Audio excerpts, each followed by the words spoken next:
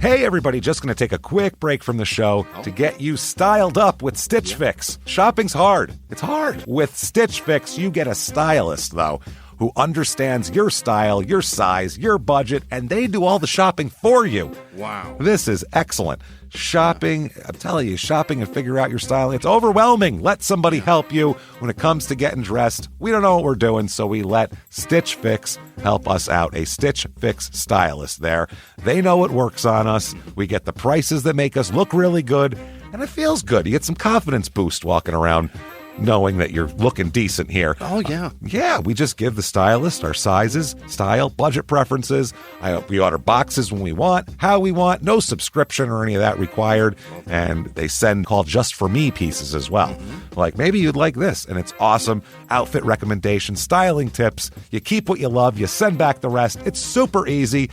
Yep. You can do it, and we are doing it because it's excellent. Personal styling for everyone. Get started today at stitchfix.com/STM. That's stitchfix.com/STM. Now back to the show. Hey everybody, just going to take a quick break from the show and tell you about Noom. Has Noom helped you? I believe it has. Oh, that's got an app. You can do tracking. It's terrific. It does. And Noom builds personal plans that can meet individual needs. That's the thing. Takes into account any dietary restrictions, medical issues, other personal needs. That helps build a plan that works for you. And yes, so I know that you've had your own personalized program here that you've been working on. And it's weight loss This is weight loss results that last. They stick around because you get yourself into a lifestyle change. That's what matters. That's mainly it. You can't just say, I'm going to cut that out for a month and then go back to it. That's not what it is. So I'm glad it's helping you. That's great. And it really does. I like the psychology and biology-based approach here. Yeah. Noom Weight uses psychology. That's why they say losing weight starts with your brain, but it also takes into account your unique biological factors, Jimmy. All of your multitude flora and fauna that goes on inside of you there. Sure. Yeah. Stay focused on what's important to you with Noom's psychology and biology-based approach. Sign up for your trial today at Noom.com, Noom.com here. Based on 3.5-year study of actively engaged Noom users with minimum starting BMI of 25. Individual results may vary. Visit our website for more information. Thumbtack presents the ins and outs of caring for your home. Out, procrastination, putting it off, kicking the can down the road. In, plans and guides that make it easy to get home projects done. Out, carpet in the bathroom. Like, why?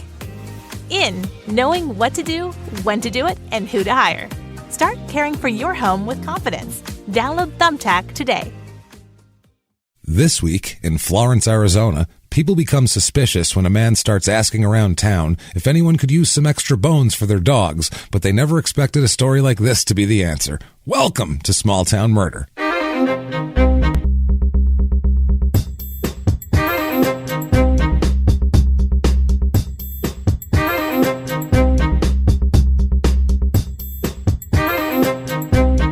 Hello, everybody, and welcome back to Small Town Murder. Yay! Yay, indeed, Jimmy. Yay, indeed. My name is James Pietragallo. I'm here with my co-host. I am Jimmy Whisman. Thank you, folks, so much for joining us on another wild... This is a I can't even get it out with a straight face. This is an insane episode. Right. It's just so weird and crazy, and it's one we have few in our lexicon that really stand out as like extra crazy that people always refer to, and when new listeners come in, they'll ask,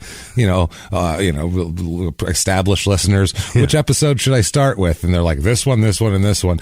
We feel like this is going to be right up in there with this is crazy in the top 5, I would say, of just insanity here.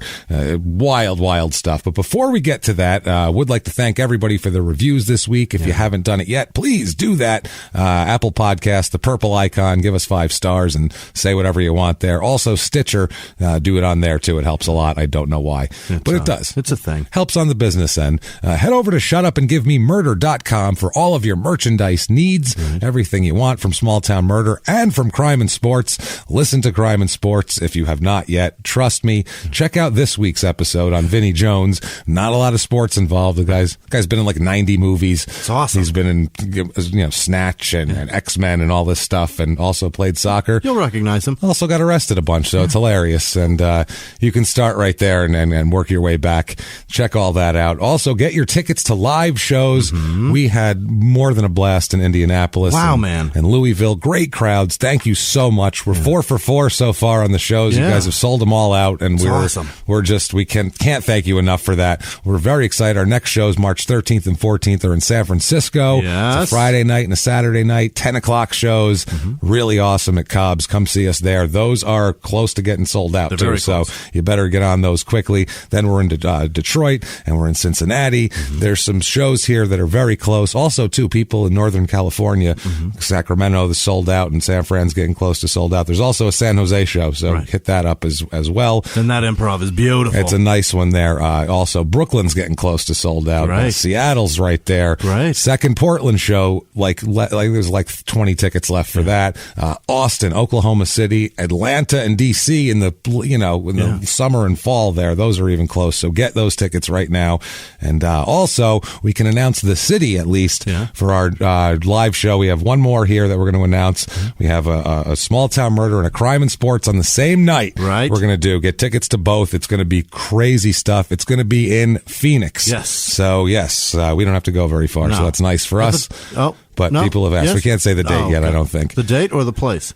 I don't know if we can say that. I think we could say the place. It's going to be Tempe Improv. It's going to be great. That's, kind of one of the places we started out as comics. So fucking awesome. Doing our stuff there. So we cannot wait to go there and just blow that place out. It's going to be fun.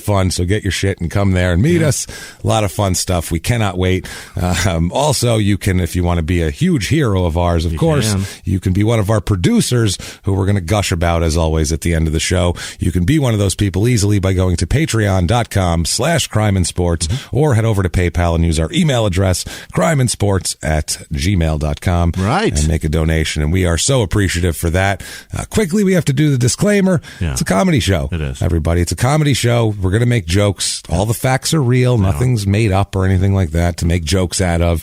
We're going to make jokes about things. There's things there, trust me, there's funny things that go on around murders. It's not just about the murder. It's just the way it is. What we are going to do, though, we're going to go out of our way to not make fun of the victims or the victims' families. Why? Because we're assholes, but we're not scumbags. And that's how that works. So we're going to have a good time. That sounds good to you. Awesome. If not, take a hike. Go. Unsubscribe. You don't want to hear the show, probably. You don't like us. If you never want to hear a joke around anything, then you shouldn't listen to the show, because it's a comedy show. So buckle up for that. But if you want to have a good time and enjoy yourself and hear a crazy story, which you're going to hear, then I think it's time that you sit back, relax, and shout, "Shut up and give me murder!" Let's do this, Jimmy. Great. Let's go on a trip, shall we? Okay. It's not very far. No. Finally, man, we've been traveling. Last 2 weekends, we have just been run ragged. 4 cities in 2 weekends, and delayed flights, weather, fog, snow, mechanical issues. Just Indianapolis in general. Just being Indianapolis. God damn it, man. Indianapolis. Their motto should be Salt Lake City without the mountains. You know that thing that everyone comes to that they like, for the rest of the city doesn't matter? We don't have that. We do have this, though. This is here. But great people, though. Awesome crowd. Same weather. Awesome crowd. As we always say, a lot of times, worse the city, better the crowd. In Indianapolis, you guys have not let us down. They definitely live up to that. Terrible city and a great crowd. So thank you so much for coming out and seeing us. We're going to Florence, Arizona, though. Oh, right down the 60. Right down the road there. It's about an hour away from here. It's in South Central Arizona. Okay. It is a dump, too, by the way, if you're not from here. You might think of Arizona, oh, it's nice, it has mountains. Yeah, Florence doesn't look like that. No. Florence looks like, remember when Bugs Bunny would be like burrowing towards something, and then he would pop up, and he says he should have made a left at Albuquerque. He's in Florence every time. He's just like, this shit. This isn't where I wanted to be. This is not it at all.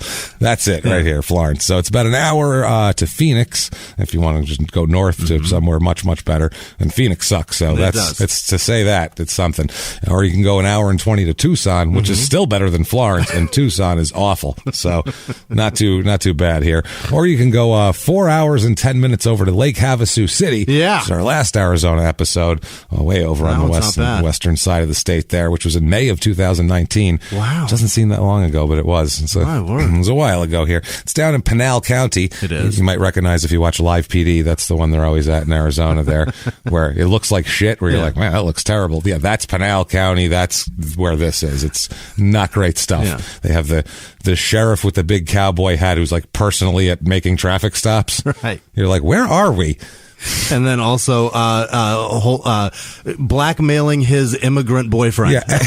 Is that the same guy? Same with the cowboy guy. hat? That's him. Anybody who has to like be elected shouldn't be out making traffic stops on his own. You have other things to do, bro. It's a bigger office than that. I don't know. It's just weird. He's crazy. This is a huge area, Florence, because there's nothing there. So who cares? You can have a bunch of it. Who gives a all the lots are like an acre and a half. Like, who cares? It's a bunch of shit desert. You want some flat, hard dirt? There you go. It's not even like sand that you could build a castle out of. It's just hard dirt. Well, the place where they have the festival used to be a farm, and now it's just kind of compact, like packed down dirt from all the people walking around. That's all it is. And you can't farm it unless you got like a super road hotel. Welcome to Florence. Yeah. The motto here, it's a prison town. Right. That's most of the population consists of prisoners. There's several prison complexes here. It's pretty much where Arizona sends everything that they don't want to have around. There, right? Yeah, it's bad. It's got the, death row and everything there. So the town motto, come for the dirt, stay for the prison. So who doesn't want to be there, right? Sounds wonderful. History of this place, Jesus Christ. It was founded in 1866. We'll buzz through the history because there's some funny stuff in the reviews and shit here. So, founded by a guy named Levi Ruggles. Ruggles. And they named it Florence. I wish it was Ruggles, Arizona. Yeah, he assembled some land. Levi Ruggles, Arizona. Even Levi. It laid out a town, which was south of the Gila Rivers there, and south of the Gila River. He got the idea because, Indians had farmed there for centuries. Right. He's like, this might be a good place, considering how well it looks great. These people, they've been farming the shit out of this. It's like going to San Francisco and going, I think I should put some roots down here. I have an idea. It's out there, but this is a pretty place. I think people might want to come here. It's pretty nice. People have already got that idea. That's why an apartment's $3 million, idiot. So, they had been there for a long time, and then Mexican people came in about the 1850s and started farming there as well. And Florence was founded in 1866. It's the 6th oldest non-Native American settlement in Arizona. Really? Yeah. So, for whatever that's worth. Oldest. Yeah. Once you get out of the top 5, does it matter, really, at that point? It's 6th. I guess out of the top 3, really. Honestly, that, probably. Who gives a shit? But I mean, if you really are grasping for something like Florence, other than we have a big prison, if you're looking for something, I guess if you're in the top 5, but 6, it's like, okay, whatever. Give me a break here. So the people here redug there was old canals from like prehistoric canals from the Sonoran Desert people there. They used to irrigate their fields. Was it the Hohokams or the Hopis? I don't know. Okay. A long ass time ago. Okay. So they redug these canals and tried to to irrigate the agriculture, and because it's hard dirt. Yeah. So you need water. And if it's already started, why not just continue? That's the thing here. They'd found silver here in 1877, and that made people come there for a minute, obviously. Made it a boom town for a second, as a lot of 3-4 ounces were gone. That Tombstone Part 2 over here. It's not great. Never got a railroad here through it. Never got the railroad they wanted that back then, and then finally silver prices dropped in the 1890s. Yeah. And once that happened, it was all over. Yeah. So the silver prices are down. We're all leaving. Fuck this. It's not worth shit? Not worth shit. Why am I going to mine it? Yeah, people are finding it everywhere. The more the West was explored, it's like, this shit's all over the place. I'm looking, it's everywhere. Now the gold's still hard to find. This silver shit's all up. It's just I got handfuls of it. I don't know. I gave it to this lady to touch me. I don't know. She wouldn't even take it. I said, what didn't work? That's what was going on in the 1890s. The wrong color. She said no, so I don't think it's worth anything. If she won't take it to touch me, then it's worthless, right? Is that the rule we're living by now? Yeah, that's how it worked in the 1890s, basically, I think. That's how the economy... Right. As far as I know, I'm not an economic expert, as you know, but from what I can gather, In the 1890s, that's the way the economy worked, basically. Will you touch me for this? That's the way they figured out what was worth money. How much of this will it take to get you to touch me? That's what it was. And it was, that's too much. I can't even carry that in my pockets. And then it was, that's not worth a lot. That's how they would do it. They started out with coal, and they were like, I don't want that. Okay, how about this? Keep you warm. Silver? Now finally got to gold. They're like, this is the one, I think. The little one. She likes it. Back then, that's all there was. So there was a woman named Eva Duncan who was convicted of killing a Tucson rancher named Arthur Mathis, and she was the first woman to be executed in the prison at Florence. No kidding. Isn't that nice? Yeah. And also the last person to be hanged there as well. Yeah. So first woman was the last person to be hanged. Last one to be hanged. How about that? That's very interesting. They switched to lethal gas after this because her head was severed during her hanging. Now it makes sense. Her head popped off, and they're like, oh, Jesus. This is probably bad. We can't do that again. When the crowd went, oh, shit. That was a headless woman. It was like an And One video that someone did a reverse dunk on somebody. Were, oh, shit. People ran out of the room, came back. They were like, okay, we got to stop this shit. They were like, it's not okay. People's eyes bugging out and holding their mouth. Oh, damn. Too much then. That's still good. That's a world star. Yeah. That's no good if the head's popping off. That's bad stuff. That looks bad. Well, I can see why. Yeah. I mean, that's fucking horrifying. Especially a woman. Like a dude that's like a piece of shit. They probably stomp horse on him, thieving some piss bitch. on his neck. Yeah, they do. The woman is like, oh, God. Oh, Jesus. That's somebody's mother. Her hairdo rolling away. Nobody wants that. That's not okay. Good Lord. We misjudged it by the weight of her tits. Oh, damn it. Now, we didn't weigh them. So this town continued to be kind of a disaster. They were completing the courthouse and ran out of money. Oh. So they built these clock towers, and instead of installing actual clocks, they ran out of money, so they just painted hands on the clock. Get the fuck out of here. So it's always 11:44 in Florence because they can't afford clock mechanics. Who settled on that fucking number? How about, right before lunch. I like that. 16 to high noon. You're still working, but you can taste, you can just taste that beef and cheddar in your future. That's what it is. Like, that 15-minute lunch break is at 11:45. So they're like, we'll infinitely keep them working. They'll always be working, but have that hope. It's always almost time. Almost. It's almost time. So, almost there. Keep going. This is the type of thing we're dealing with with rural Arizona. It's not good, man. It's as bad as Kentucky. We made fun of Kentucky a lot last week. Just as bad. Just as terrible. 1912, Arizona became a state, and the silver mine closed right around then, too. Okay. So that wasn't great. Other towns were kind of growing, and Phoenix was growing, Tucson was growing, and then there was really nothing for Florence. Why be out here? It was just prison. That was all that was good for it. They tried to do other things, tried to do other industries, and the president of the Florence Industrial Development Authority said, quote, Florence doesn't have a labor force, which is a problem. They just have a bunch of people in prison and working at the prison. Right. So not a lot you can really do. In 2005, they tried to minimize the image of, quote, prison city. So they were like, all right, how do we do this? So they said they needed what they called more prominent signage is needed to direct traffic headed for downtown in that direction at earlier opportunities. Mm-hmm. So when people get close to Florence, like, hey, head this way, not that way. Yeah. Don't look at the prison. There's downtown. We have stuff here. Stay on this road. There's a Dairy Queen. We just put it in. It's amazing.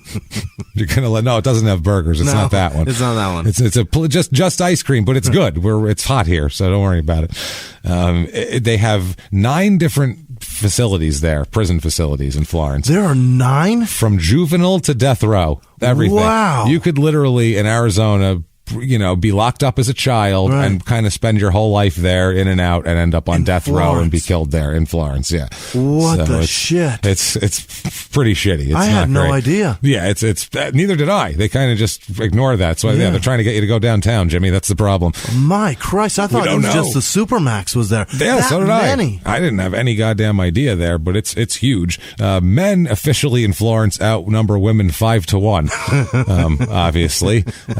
Don't Don't worry. If you're a dude in Florence, you're with all the dudes anyway. That's the thing.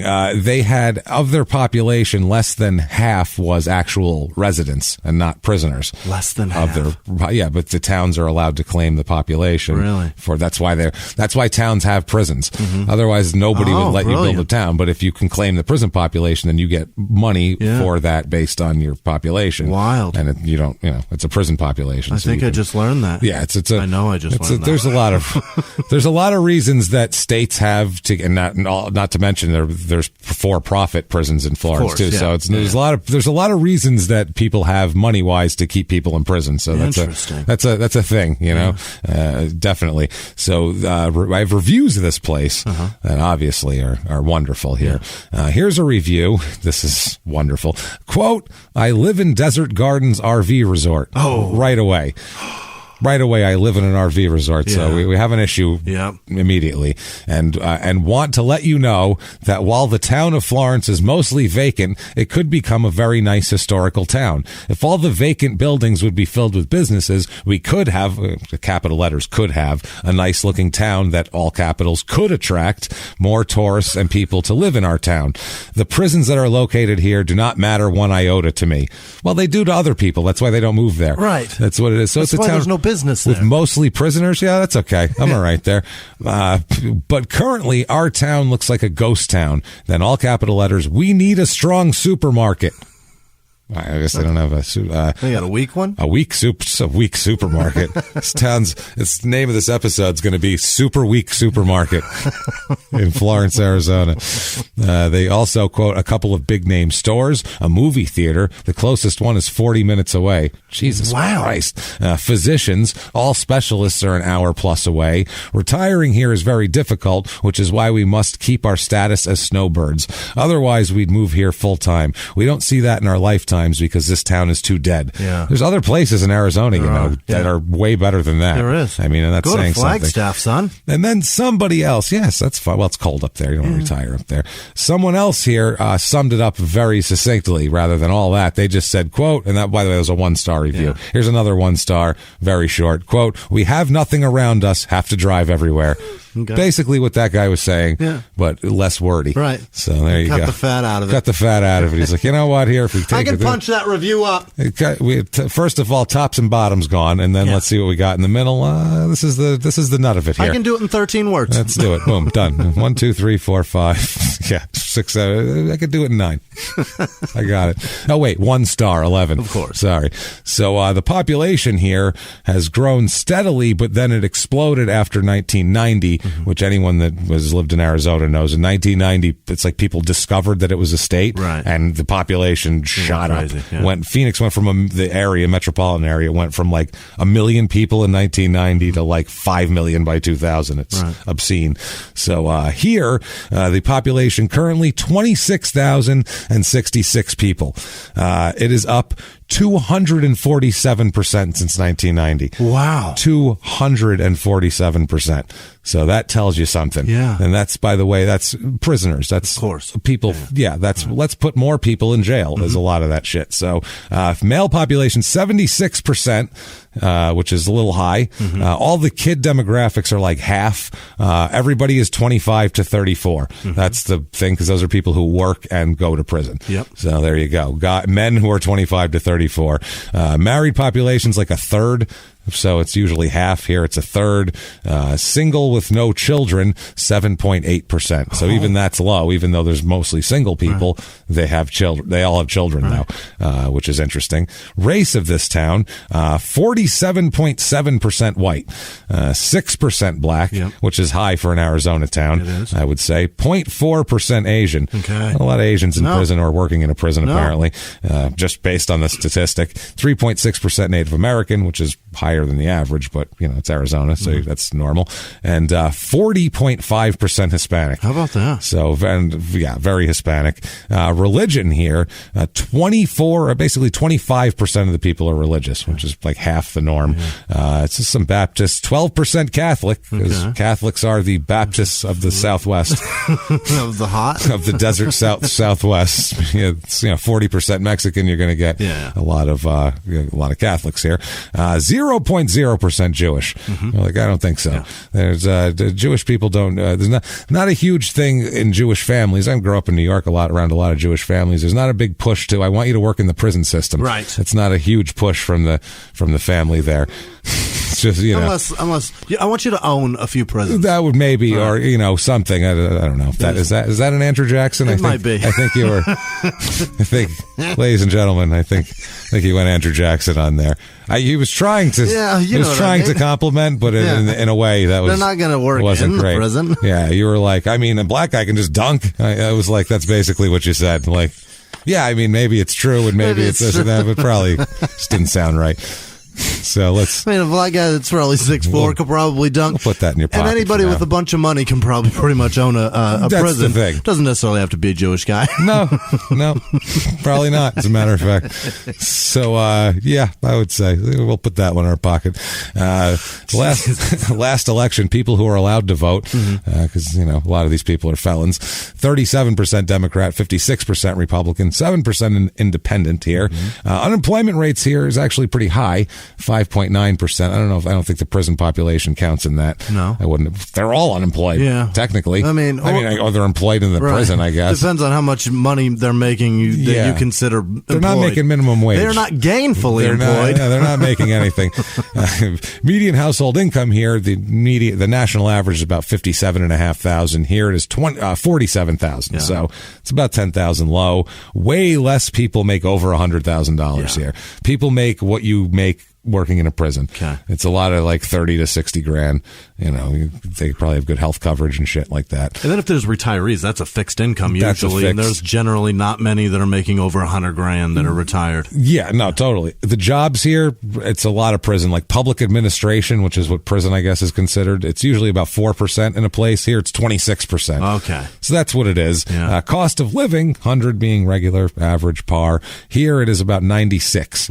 And the housing's about a 93, so it's pretty close to average, which that's way too expensive to live in that shithole. Yeah. Are you kidding me? It's a piece of garbage. The only reason to live there would be like, well, it's way cheaper than anywhere else, so what the hell? But you could get a house in Phoenix for the same price as there. It makes no sense why you would live there. I guess people are like, otherwise you've got to drive out to Tucson or what else? Globe?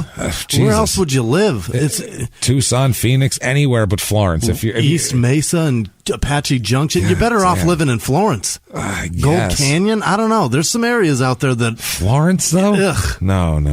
If you work at the prison, though, and you don't want to have to commute too goddamn far... No, it's true. You're almost forced to live there. If you work at the prison, you have to live there. But other people retiring there? What are you joking? You're living there, but where do you want to go, Martha? I don't know. It's Minnesota's too cold for us here to be in the winter. How about Florence? No, there's anywhere else to go. Anywhere. A median home costs $216,000 here. And if we've convinced you, I don't know how, you want to commit a felony and be put away in prison, we have for you the Florence, Arizona Real Estate Report.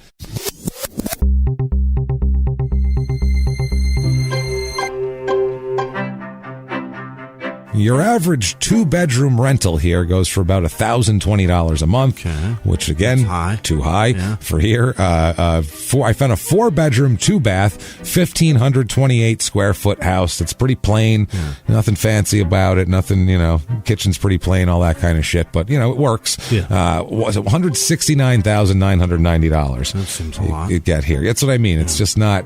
The prices aren't great. I found a 3-bedroom, 2-bath, 1,253 square foot house. It's on 1.25 acres. Hell yeah. It's bleak as shit. You can see your whole property from one spot, and it's just flat dirt, and it's not inspiring at all.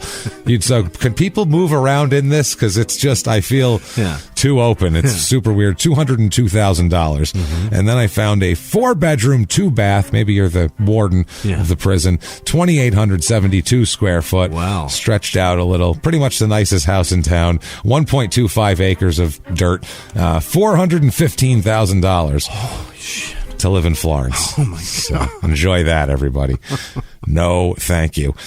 things to do here. Go to prison. Yeah, of course. That's one, obviously. Yeah. Or go to the Junior Parada and Rodeo. Oh, yeah. Like Parada? Parada. Yeah. Parada. I don't know what the fuck that is. Is it a Spanish parade? I don't know if that's a Spanish parade or if it's the Junior Parada Parade. So that would be very repetitive. The parade? The Junior Parade and Rodeo. Come to the parade. And rodeo. And rodeo. Right. By the way, there's a rodeo. There's a children's rodeo here, which that doesn't seem safe. But is it? I don't know. Do people put their kids on animals that are trying to buck them off? That doesn't seem right. They probably live in that lifestyle anyway, so they'll probably shod those fucking animals. But that seems like you would probably be arrested for some sort of child neglect if you encouraged your child to do that in front of a group and then collected money for it. That's not some sort of crime. If you put a catcher's face mask on them, then you're okay. You put some football shoulder pads on him, give him a jersey and a helmet. I don't know. They probably still got baby teeth. That's nature's little second chance. That's true. It's fine. We'll see what happens. No problem. So the rodeo is presented by the Pinal County Mounted Posse. Hell yeah. So probably the cowboy hat guy will be there, I'm sure. That'll a historic downtown Main Street parade feature a variety of floats. So I don't know what kind of floats they're going to have down there. The rodeo entry fee is $10 per carload. How many can we fit in the car? El Camino will fit everybody. Pile in. We're going to the Parada rodeo.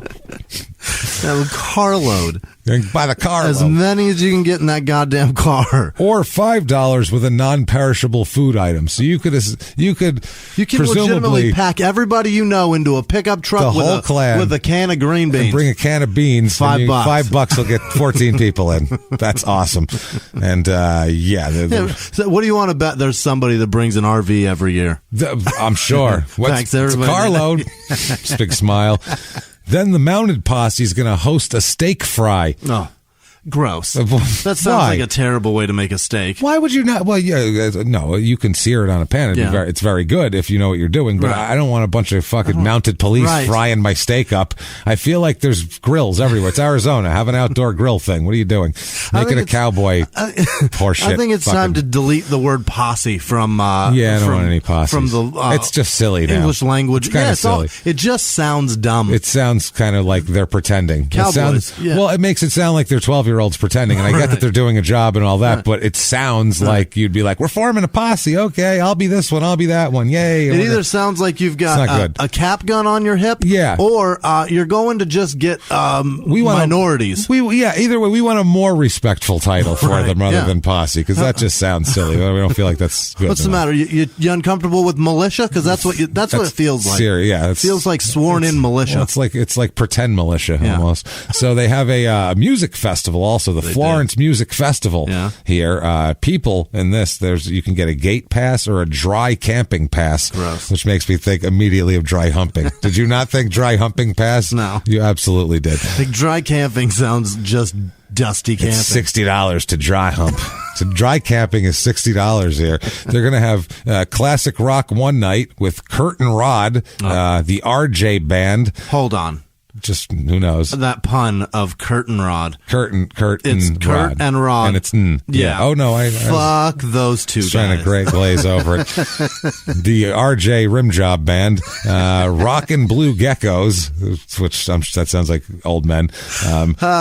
Dawson Green Party of Six. Stop it. Swear to God. And then it's country music night the next night with Harry Luge, which sounds like, I don't even know. Sounds like he's calling it a luge. A luge. Ryan and the Renegades, the Highway Outlaws, and Back Roads. I hate all of these people. Yeah, that sounds god awful.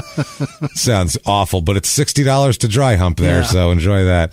And crime rate, what we're interested in this whole thing here. Property crime is less than half the national average. Under half. It's not a lot going on because all the criminals are locked up. It's all prison. That's also where they do Country Thunder, by the way, and that is the most disgusting thing. That's the other. I didn't want to bring that up. I've been to it several times. It's gross. We've brought up Country Thunder on another one, so I don't want to get in it. That's where it is. It's awful. Yeah. And then violent crime, murder, rape, robbery, and of course assault. The Mount Rushmore of crime is also not even half the national average. So it's a pretty safe town as long as no one escapes. Right. It's as long as those locks stay shut. As long as everything works out there, it's pretty safe. I mean, it's a tenuous safe. Yeah. It's like living right next to a nuclear plant. It's like, I mean, it's super safe. It's a lot of security. And I mean, you could be just fucking incinerated to ashes in 3. It could happen, possible. Right. I mean, probably not, but they're probably not going to have a huge prison break either. But if it happens, you're in deep shit.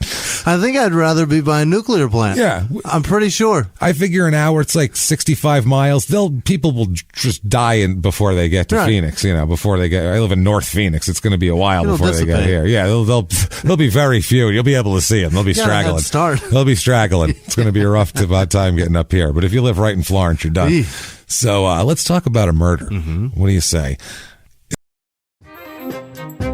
Hey everybody, just going to take a quick break from the show to tell you about the safest sponsor ever, Simply Safe. Absolutely, these people will keep you safe. It's amazing. You know that every 26 seconds a burglary takes place in the United States, according to the FBI. That means that by the time this podcast is over, dozens and dozens of homes will have been targeted, ransacked, God knows what happens here. So protect your home before it's too late with Simply Safe proactive security system. Simply Safe helps stop threats before they even have a chance to break in. Named Best Home Security System by U.S. News and World Report 5 years in a row. And by us for about the last 8 years as well. If you trust us, believe me, you want Simply Safe. So visit simplysafe.com/small to claim 50% off a new system with professional monitoring plan and your first month free. That's simplysafe.com/small. There's no safe like Simply Safe. Now back to the show.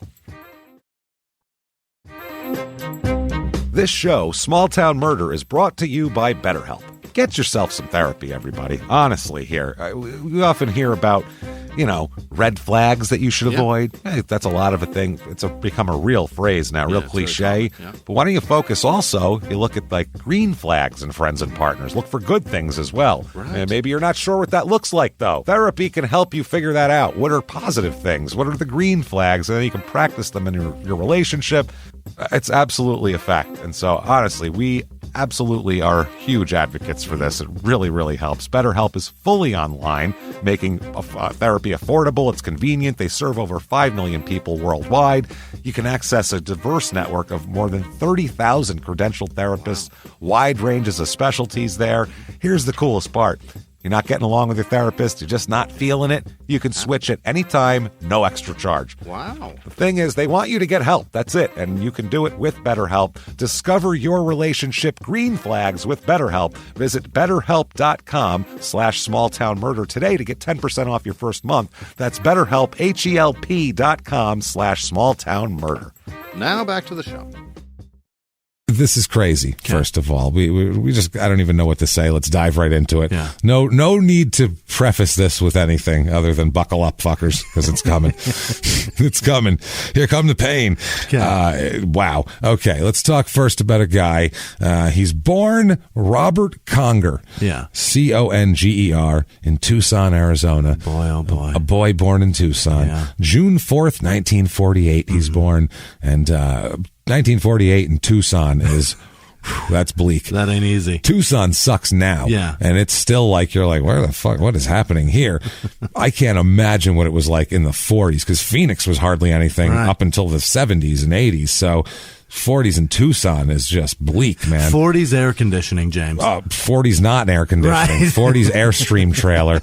Because his life was not, his early life probably had very little air conditioning from what I've gathered here. His mother that he's born to is, and this is described in a court document as this, a quote, 15-year-old hard drinking prostitute. Hell yeah. So that's, wowza. Yeah, in 1948. Oh my in word. 1948. So we're talking, that's, pregnant when she's 14. Right. I mean, born in the 30s, born in the Depression in Tucson. Hard drinking. Which is prostitute. Yeah, born in that's how the court describes her. Mm-hmm. So, like I said, not a lot of air conditioning. Probably, I'm seeing an Airstream that might be tipped over a little bit. It's not even straight. Right, there's a problem. Some sort of like place that nobody would inhabit, and the family's just like, this'll do. Yeah, it's like free. There's like a Studebaker that someone abandoned. Right. It's some shit like that. Like this is some Eileen Wuornos type shit right here.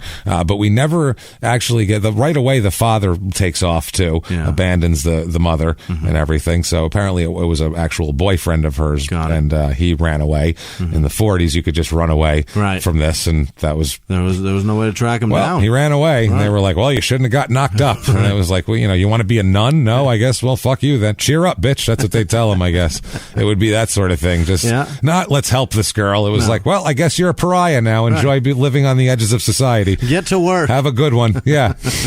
Terrible. Oh, how old are you? 50. Well, we couldn't possibly hire you. I guess you're a prostitute. Yeah. Enjoy. Life was tough for you back then if you were that is horrific. A young girl in this situation. Not good at all for you, and things went really, really bad for her, the Bobby's mother, because 2 years later, when she's 17 years old, she is in a car crash and breaks her neck and dies. What? At 17. So terrible. Wow, that was a quick life. Quick life for her, man. 17, in and out like a flash. Shit. And we're talking, this is pre-seatbelts. Right. 1950, we're pre-seatbelts, pre-safety, anything. She died in 1950? 2 years, when so he was 2. That car was probably in 1930. Yeah, or even, whatever. You know what I mean? But it wasn't new. if you hit something, you shot out the window like a lawn dart. Right. Period. That was it. That car didn't crumple. No. All the energy went to that seat. Made of steel, shot out the window, or impaled in the steering wheel, or the gear shifter. Thrown from the car. Right. A lot of times people will just be thrown from cars because, in rolls and shit like that. So, she has a broken neck, and so that's him. That's her. She's gone. So young Bobby here at 2 years old has no mother, and the mother was having a tough time anyway. Yeah. So he is given to his grandparents, his mother's parents to be taken care of, and his father is his grandfather, his mother's father is apparently just a menace to society, uncontrollable lunatic alcoholic. Really? That is just abusive and crazy to the point where the state removes him from the household and places him in foster care. We're talking in 1950 Tucson, where you could have done anything to your kids. Right. How crazy did you have to be to get a kid taken away back then? How crazy do you have to be for the government or whoever to hear about it? That's what I mean. Back then, beating your kids was perfectly reasonable. Absolutely. Negligence, nobody watched their kids. There's, whatever, come back before. Right. I mean, there was really very little ways to get your kids taken away. Somebody would have to find that child with starving in the street with no clothes and scabs and a few flies. Yeah, that was if they didn't look presentable down there. That's we're taking them away. But you cover those bruises. He's devaluing the property. Yeah, you cover those bruises. That's what you do. Get them out there in the street where we can make something of this kid. So that's how bad his grandfather was. Though he's removed from the home, placed in foster care. I'm surprised that wasn't a stand-up gentleman who was not taking care of his young daughter who strange that his needed to be a prostitute to support herself. I was going to say that his 14-year-old daughter would be a, quote, hard-drinking prostitute. Right. Shocking that he would be a complete pile of shit that didn't do anything for his kids. That's that's what I mean. You'd see that and you go, probably something to do with her parents. Right. I don't think everything was good and she was just like, I'm getting out of this stinking town. I doubt that. Tucson's mayor probably doesn't have this difficulty in his life. That's what I'm saying. He is moved around. And we're talking he's, not even 2 yet, and he's being passed around to different foster homes, in and out of these different places, orphanages, things like that. And then he's adopted. Great. Finally, he's adopted by 2 nice people, Henry Frederick Bud Mormon. Hell yeah. Mormon, Moorman, okay. Mormon, I guess. Yeah. So Bud here, and his wife, Roberta Maud Mormon. Okay. His name's Roberta, they call her Maud. Yeah. So Bud and Maud. You've been adopted by Bud and Maud Mormon. Now, they don't sound like abusive lunatics. That's one good. They sound pretty square. Here's your opportunity. Yeah. At anything. That's what I mean. You too, but I mean, obviously genetics are not on his side. No, they're not. Clearly with the alcohol, heavy alcoholism and things like that, but still, Bud and Maud.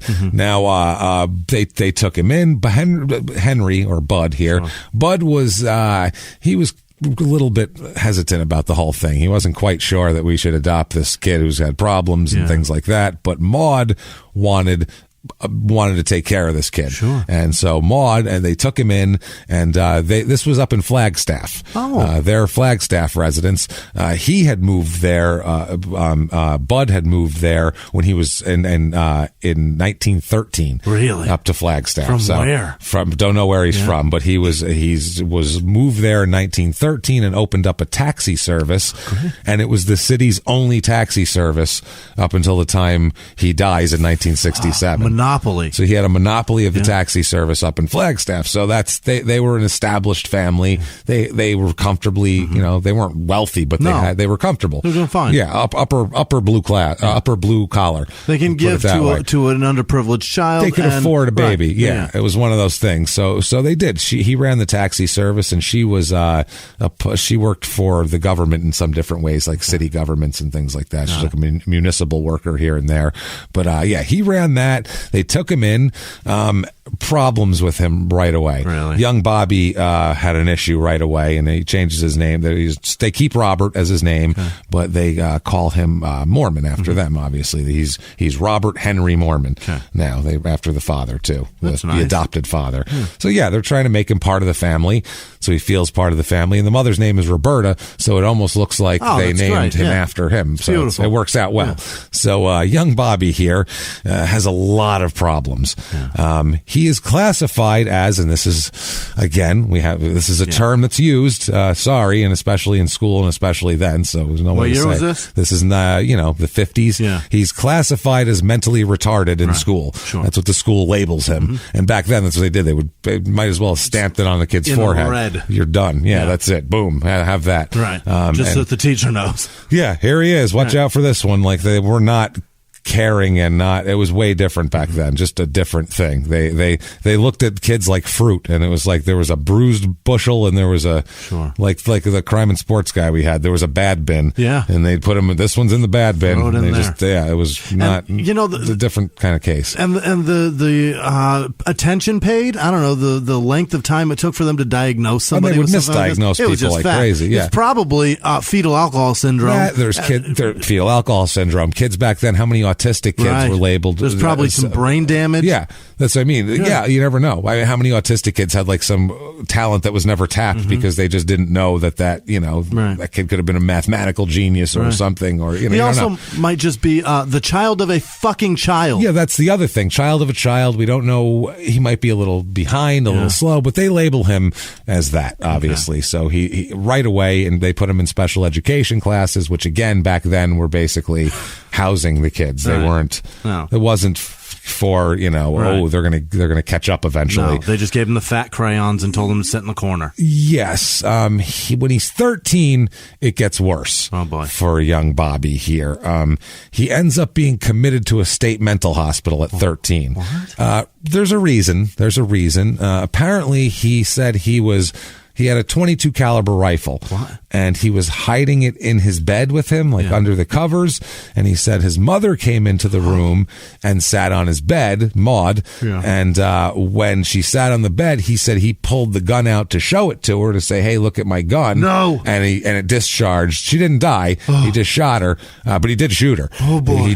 She did have a bullet wound that needed to be treated, obviously. Jesus Christ. And so he said it was an accident, though, and even the mom believed it was an accident. Everybody said it was an accident, but based on all of his issues leading up to this, and then now he's accidentally, quote unquote, shooting his mom. Sure. They were like, let's go ahead and let's have some talks with him for a while. Yeah, and back then too, much more apt to put people in hospitals. There was a lot of mental hospitals back then, of varying levels of care and varying levels of security and things like that. There were some terrible ones, and there was a lot of them. Yeah. And then in the 80s, they were. And this is a terrible. They place. Shut down federal. They lost federal funding for like all of them, and that's when we had a major home. They were just released. Rehomed them?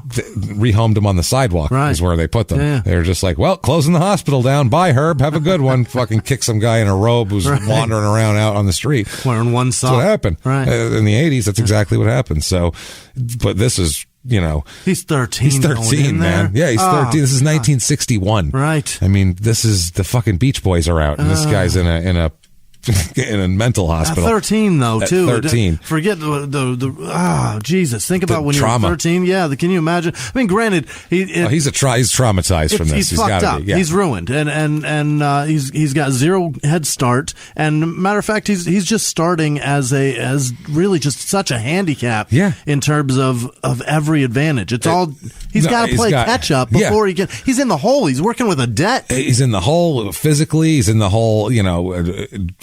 Genetically, he's in the hole now. Everything. He's starting. Yeah, when you get out of the mental hospital at 14, do you think anybody looks at you like, okay, let's start over? Right. Everything's going to be fine. They're all like, ooh, it's that kid. So what'd you do last year in school? Well, actually, I was in the mental hospital. Yeah, didn't do much there. Great. Yeah, we mainly just played checkers and stuff. So the fat crayons? Yeah, I'll take them. Sure, here, give them to me. Hand them over. So, 1967 now, he's 19 years old. His dad dies. Bud dies. God damn. Bud dies at 57 too. So he's not even, he's a pretty young guy, 57. Man. And, he's dead and they have a funeral for him and all that sort of thing. In Tucson? In Flagstaff. Okay. So that's where they're at now. That's where they're at. They live in Flagstaff. His dad runs the thing in Flagstaff, the taxi service. It's crazy to die that young up there. Yeah, 57. Well, back then too, I mean, he could have had, who knows? Yeah. But this is 1967. Right. So any nowadays, like a cancer that they could fix pretty, get to in remission pretty quickly. Especially if you get it early. You just died then. Well, it's over. Well, look at you. Right. Oh well, that's a problem. Sorry, Bud. Yeah. So what's your name? Bud. Oh, great. I nailed Wonderful. it. Perfect. That's great. So at this point, it doesn't help him any too that his father died. I guess Bud was a pretty good influence on him and a pretty solid figure in everybody's life. Nobody had any complaints about Bud. Bud wasn't abusive. Bud wasn't an alcoholic. Mm-hmm. Bud wasn't any of those things. Okay. At this point in school, he was described by a teacher as a, quote, lonely adopted boy who always found it hard to make friends. So that's what he's about, and that's his life here. And he said he had a hard time.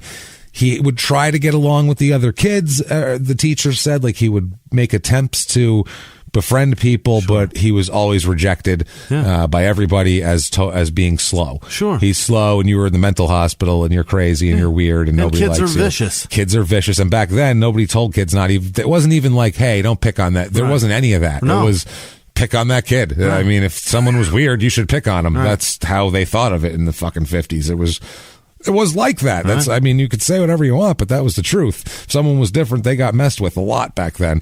So, he's obviously has some problems. This culminates, to say the least, in 1972. Okay. And now he's, think about it. He's getting up there in age. I mean, he's not a child anymore. No. He's 24 years old and he doesn't have the father anymore, and he's a few years kind of mentally behind everybody. Mm-hmm. And he apparently loses his way. Also, his mother becomes very overprotective and very on top of him after his father dies. Okay. It's kind of like she's what he had left, and so she's going to really he's what she had left. He's had what she had left, and she's going to... And vice versa. Yeah, but she's going to hold on to him. Of course. And so it became very overbearing, everybody said. Mm. And there's some rumors of weirdness between her and him, and it's just a very weird relationship. God, slow down, Maud. Too close. Yeah. A little too close is what the rumor is and everything. Now, 1972, he's in a parking lot and in Flagstaff, right? And he tries to abduct a woman. What? He tries to abduct a woman named Shelley Mickelson, or a woman named, I don't know her first name. Her last name's Mickelson. Okay. She's got her 8-year-old daughter with her. Oh, no. He's got plans to abduct, and he wants to abduct and rape the mother. That's his plan, is what he says later on. That was the issue. But the mother, he lost his nerve with the mother because she seemed a little too much for him, maybe, or he got scared, and so he just kidnapped the 8-year-old instead. Oh, Jesus. He just grabbed the 8-year-old and hopped in a car and drove away. This is... Wow. Yeah. Because the woman was, an adult woman was too intimidating for him. I don't believe it. So, go on. He said he he took the 8-year-old instead. Well, apparently that was the thing. He went up to her and was trying to mess with the mother, and the mother was not having any of it, so he just grabbed the kid and took off. Wow. And that was that. Yeah. So what happened? Well, he holds her at gunpoint. By the way, this is at gunpoint, this whole thing. He takes off in a car, flees for Las Vegas. Okay. Somewhere along the way, they stop in a couple different motels, and he sexually assaults this poor young girl, of course.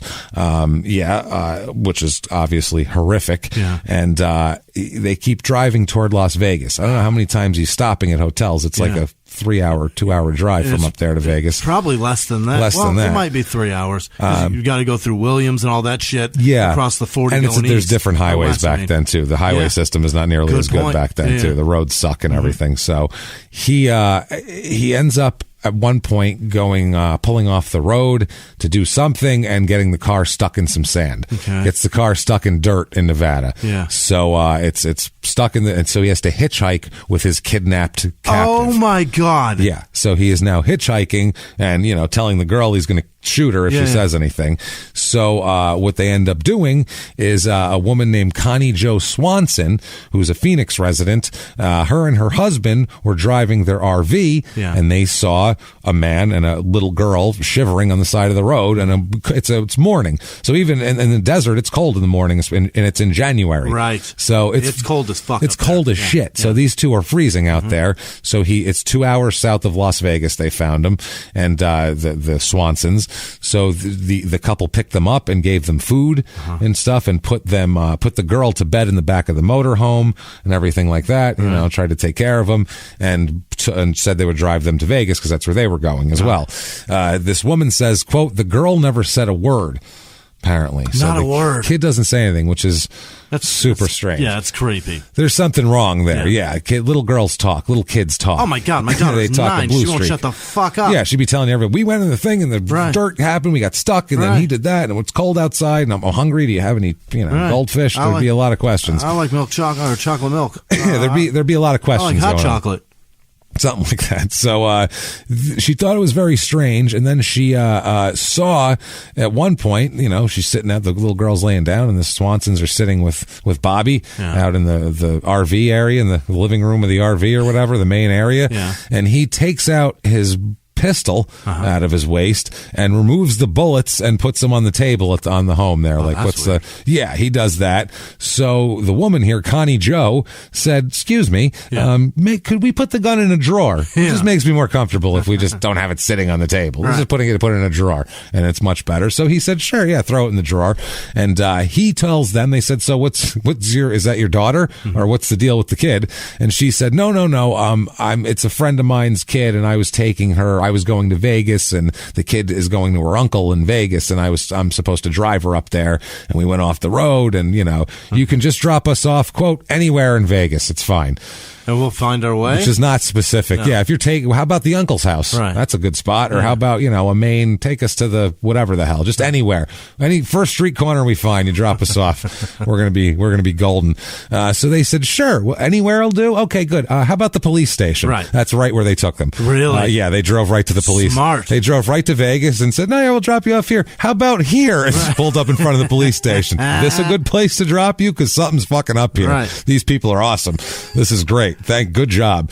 So they do, and the girl basically dropped them both out front, and then drove around the corner where they called a payphone and said, "Hey, right outside." They found a payphone and said, "Hey, look outside." Right.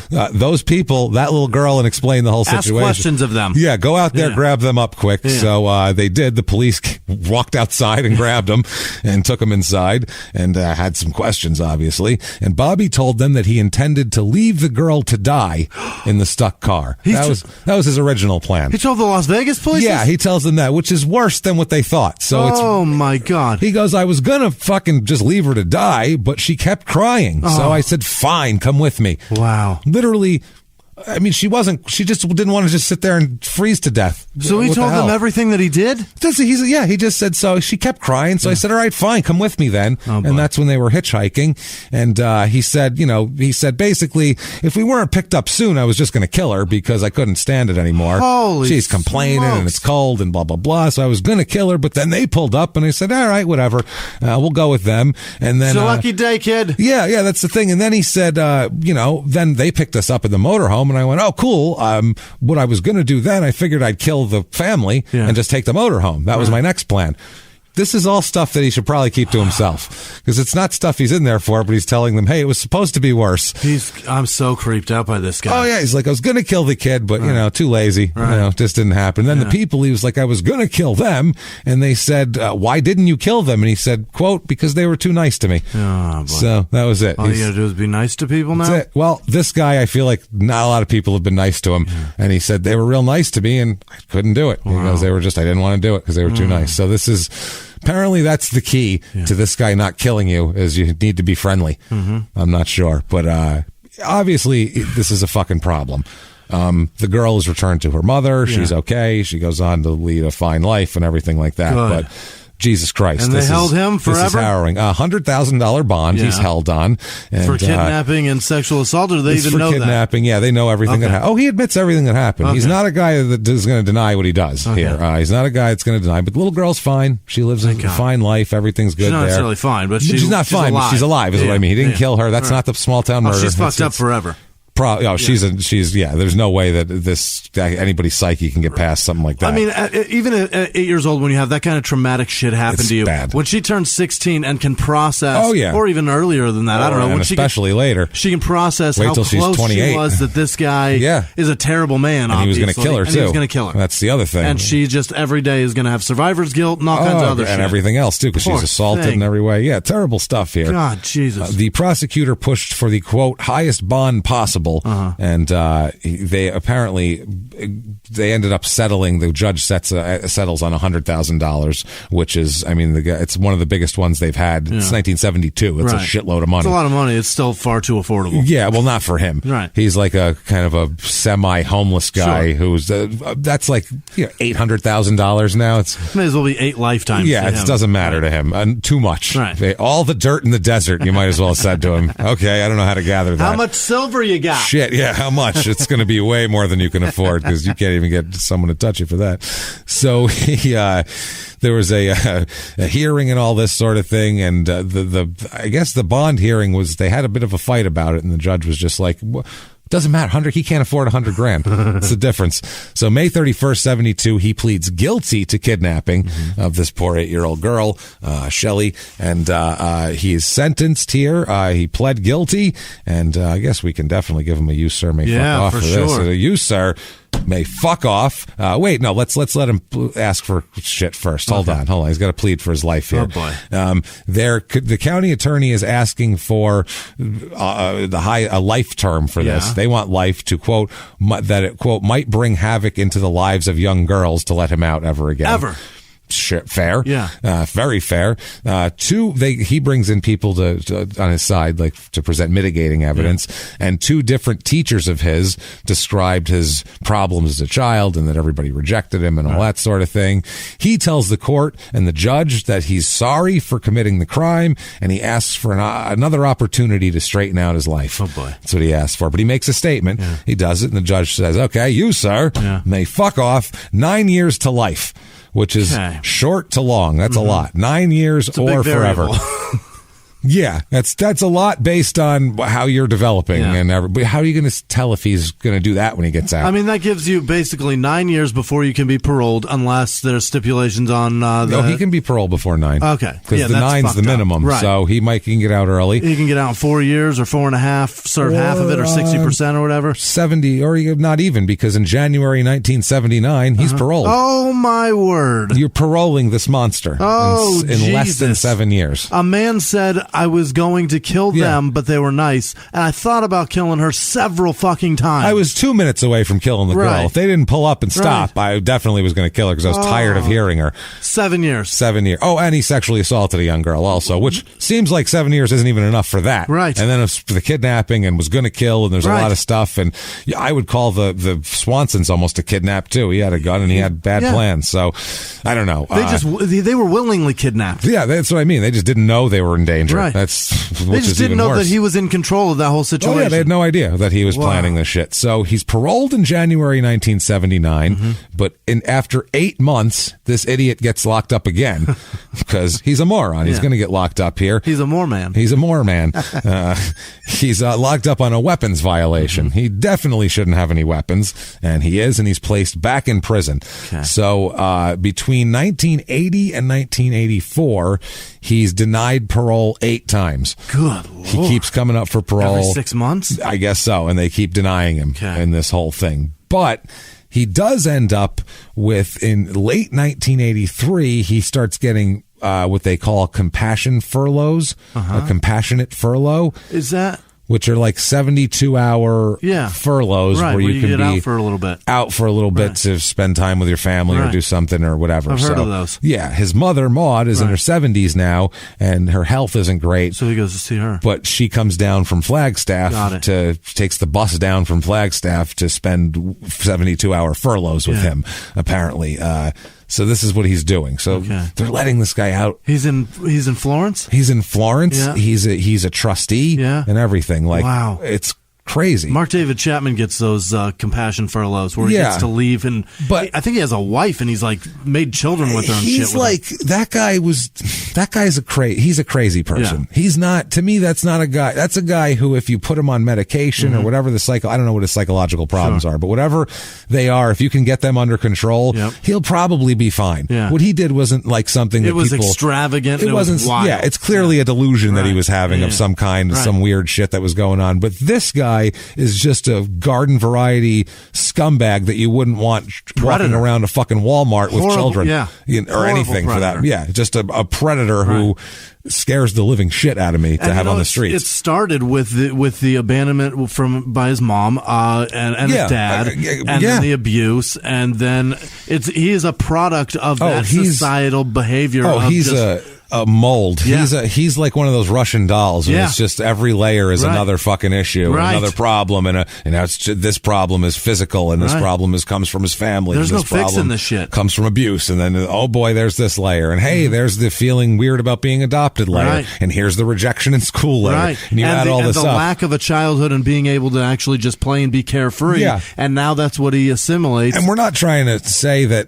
I'm not blaming an excuse for him. He can go fuck himself. Society. There's a lot of people with a lot of problems. You still got to make choices. Yeah, and that choice should never include doing anything to an 8-year-old girl. Right. So I don't give a shit what the fuck you've done. He already should. What's happened to you? Never have the opportunity to be out just based on that crime alone. I know people who've had worse lives than that who didn't do this to anyone. Like literally know them personally that their life would fucking be nothing. This is nothing compared to them. This is the terrible shit. So anyway, he's granted a bunch of these furloughs, and he's granted one on January 13th or January 12th, 1984. They tell him he can go out that weekend starting January 13th, 84. It's a Friday, 72 hours he's got here. So it's a 3 days. 3 days. He's got a Memorial Day weekend. That's you know what I mean? We don't even get that 3-day weekend. We don't even get that outside of our job. You know what I mean? That's what I mean. Yeah, think about that. 3-day weekend. Enjoy, fella. Unreal. So they say these aren't work. There's work furloughs, but these are compassion ones for inmates and their family. And there's specific places you're allowed. You can't like go out of town or anything like that. So they said in this case, the advanced age of his mother was a factor, the court said, in granting the furlough here. He had been granted, like we said, 3 other furloughs before this, and they had never had any problems. So whatever. So his mother, Maud, she 74 years old. She travels down by bus on Thursday to see him on the 12th to visit with him.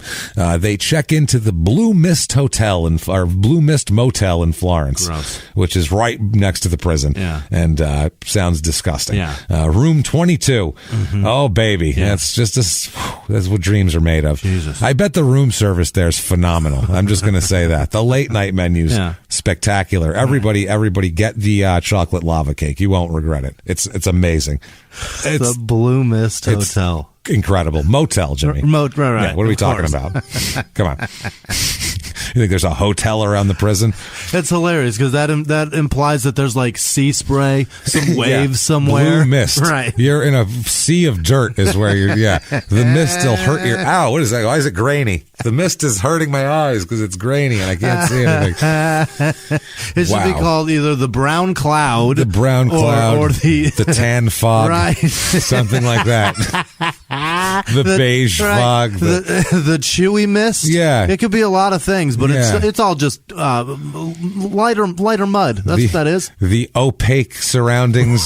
Something, I don't know. Something weird. Super. I mean, at least it's not the red mist. It's true. That would sound even worse. Right. Bad things happening in there. So he's in room 22. They checking in and all that sort of shit. So on Friday, January the 12th, he gets out. That's the thing. It's the 12th, the 13th, and the 14th, and he comes back on Sunday. That's how it works. So they get there the Thursday night. They're in the hotel. Friday the 13th. In the morning, Bobby calls Marianne Southworth, who is a friend who had brought his mother to the prison from the bus depot. Got it. Friend of his mom's, and told her that when she got to the motel, basically he wanted her to take him to see a lawyer somewhere that day. So that was when she got there with the mother. He said, "Hey, will you take me tomorrow to see this lawyer?"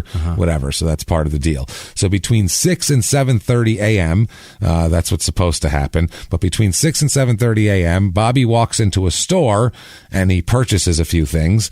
He gets some food. He gets a steak knife, which I gotta say, how many times have you been in a hotel and ordered food like from Uber Eats and they don't even give you plastic silverware? You're like, I have a salad and a piece of shit. I can't eat any of this shit. I have then you have to go downstairs and find silverware. So it makes sense if you're going to spend 3 days. Louisville gave me a salad and a plastic spoon. Yeah. Best of luck. That's one. We got one in Louisville after the show. We got all this stuff and salad and all sorts of stuff. Nothing. No. Not a plastic spoon, not a fork, nothing. I'm like, push your face in it. Bitch. So I got to go hunt around the hotel for, a fucking silverware roll. The salad that I got, that they gave me, the sweetheart option of a spoon, not even a spork, a spoon. Just a spoon. Was a wedge salad, which is a fucking head of lettuce that they hack in half, throw it in a dish, and then sprinkle some vegetables on it. You should have just ate it like a pizza at that did. point. I was going to say. I just pulled pieces of the lettuce off and pushed vegetables into it. At that point, ate them like tacos. After that show and that weekend, it's like, who cares, who man? Gives a shit? I don't even care anymore. Flight and early in the morning. You're not going to get me down, Louisville. I don't care, Louisville. I'll take it. They kept pushing this hot brown sandwich. Don't push a sandwich called the hot brown. No. First of all. No. And then they described what it was. And the guy at the theater we were at was telling us about it. And we're like, is it good? And he's like, I have about one a year. He goes, you don't want to eat it before travel. And he goes, it's as he's making a motion with his hands, like pushing down his stomach, like making a shoot down. And he says, it's all clarified butter as he does that. So it'll just... It's gonna and his hands go closer together. Oh yeah, it's gonna from your intestines to your asshole, shooting out. It's gonna funnel in a butter fashion. It's just gonna to your colon. Everything like a fire hose. Watch out. It's a mess. So he purchases some food. Bobby does a steak knife and a buck knife as well. Well. Right? What do you need both for? Who the fuck knows? You're in prison. That's the thing. He can't take it back to prison with him. Maybe he's gonna try to sneak it back into prison. Hey everybody, just going to take a quick break from the show and tell you all sorts of good stuff about Chime. That's what I'm talking about. There's so many extra fees you have to pay in life. Everything. You go to the airline, there's an extra ticket on that. There's extra fee on every fees, hotels, fees, all this type of stuff. We're trying to make progress, and the next thing you know, here comes another fee coming at you, and it's more money than you expected, and your whole math is thrown off, and it's awful. Learn more at chime.com/smalltownmurder. Chime is great with that stuff. I mean, you can't beat if your things are a little tight, especially around the holidays or after the holidays. You need that money a couple days early, or you go grocery shopping. You got a car payment due. There's so many things that don't cross over exactly how you want them to cross over. Make progress toward a better financial future with Chime. Open your account in 2 minutes at chime.com/smalltownmurder. That's chime.com/smalltownmurder. Feels like progress. Banking services and debit cards provided by Bancorp Bank N.A. or Stride Bank N.A., members FDIC. Spot Me eligibility requirements and overdraft limits apply. Boosts are available to eligible Chime members enrolled in Spot Me and are subject to monthly limits. Timing depends on submission of payment file. Fees apply at out-of-network ATMs. And now back to the show.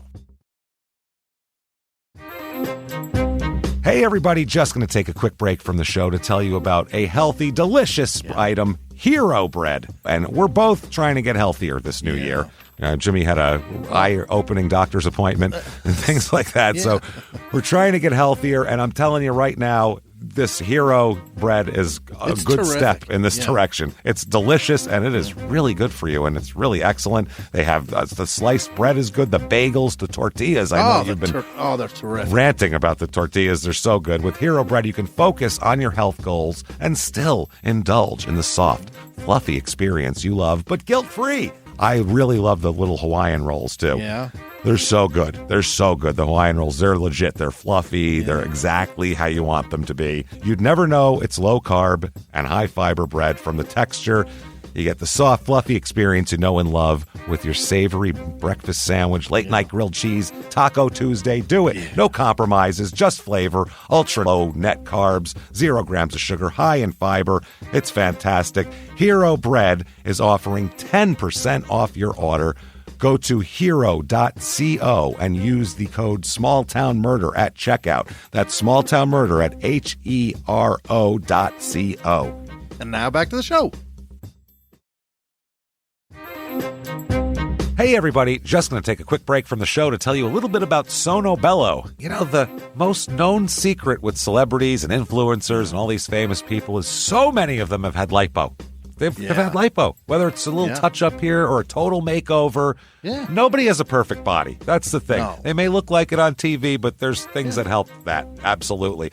Lipo now has changed, and Sono Bello's been at the forefront with using LAL technology and getting those beautiful and natural outcomes for each person. Looking real natural. Our friends at Sono Bello are offering their best deal. You're now included in their winter savings event, but appointments are limited, so please get on this. Sono Bello doctors are masters in micro-laser fat removal, a brilliant technique that removes stubborn fat permanently. Wherever your problem areas are, tummy, love handles, thighs, arms, it's gone in one comfortable visit. Eating healthy and workouts are great. Keep doing that, but if you want to lose that stubborn fat in one visit, check out Sono Bello. Save big during their winter savings event. Schedule your free consultation now at sonobello.com/smalltownmurder. That's SONOBELLO.com/smalltownmurder.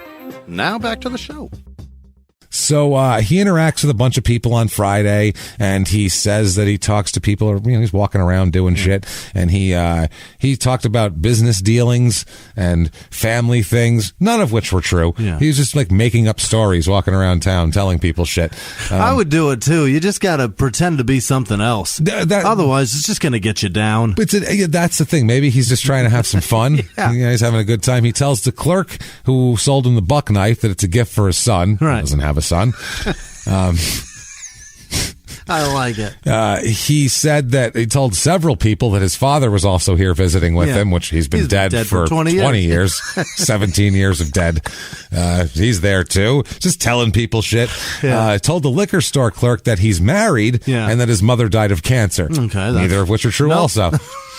Just, yeah, brother got married recently. The wife, the ball and chain like that. Yeah, it was tough at the mom's funeral. Like, what the fuck are you talking about? Not even like one could I'm going to be this guy today. He's just different people saying whatever he feels like saying. Outfit changes and shit. Like, like a hat and a mustache. Glasses on one of the things. He comes in. How you doing there? They're like, what the hell? My dad's visiting. He's got a buck knife from a Napoleon boy. hat on. They're like, what are you doing? You need a buck knife from a boy. My dad's here. We're going to teach the boy how to hunt. You know how that goes. It's tough. The wife's been breaking my balls. She doesn't want to teach the kid how to hunt. She said she didn't want to hurt animals, but I told him it's the way it is. Since my mom died, I can't deal with it. This is the only way I can relax. Goes back to the pick and save or a Goodwill and grabs a fishing vest with some lures on it. Yeah, and has a new story. Come on now, time to tell a new story. He's got all sorts of stories. So a little after 8 a.m., he goes to a pizza place, which is open at 8 a.m. for some reason. I don't know why. And the pizza place is owned by a former prison guard. Okay. Who knows him from prison. He's like, that's the crazy guy from prison. I know this guy, yeah. He buys a soda, Bobby does there in the morning. And he tells this owner who he knows, he's like, yep, I'm out on a furlough. Because they're like, are you out now? And he's like, well, I'm on a furlough. Kinda. Perfect. Great. I'm outdoors now. I'm outdoors now. That's all it is, man. So, yeah, he says, I'm out on a furlough. He said, I'm here with my mom. She's back at the hotel. She's not feeling too well right now. That's why I'm here by myself. But we'll be in for dinner this evening. So save me a table. See you in a bit. Your finest table, sir. Take them to the furlough booth, our finest. Make sure that... Would you like to see the wine list, sir? Oh, I'm sorry. Here, I'm having a furlough special. Maybe you'd want to take that. You can Good Lord. Nice bottle of red. So about 9 a.m., he goes to the front desk of the hotel. So he's got some food. He's got a buck knife, a steak knife, a soda, making his rounds, making up stories, and then he heads to the front desk. I wonder if he's got like 3 hats. He's got grab bags in each one. Yeah. One has a beard. Yeah. Well, he's got all the stuff in his bag, but he's also got his occupation hat. He's also got his family story hat, and each one has a different theme, and he gets to pick a new Napoleon job. Hat, postman hat, army helmet. And each one has a different story. Got a Yankee hat on. He's like, spring training. I'm in town for spring training. I'm in town for, the Winter League. Don't they play in Florida? Yeah, it's the Winter League. You know how it is. They call it. It's a weird little league that we play over here. Don't worry about it. I'll take this buck knife from my son now.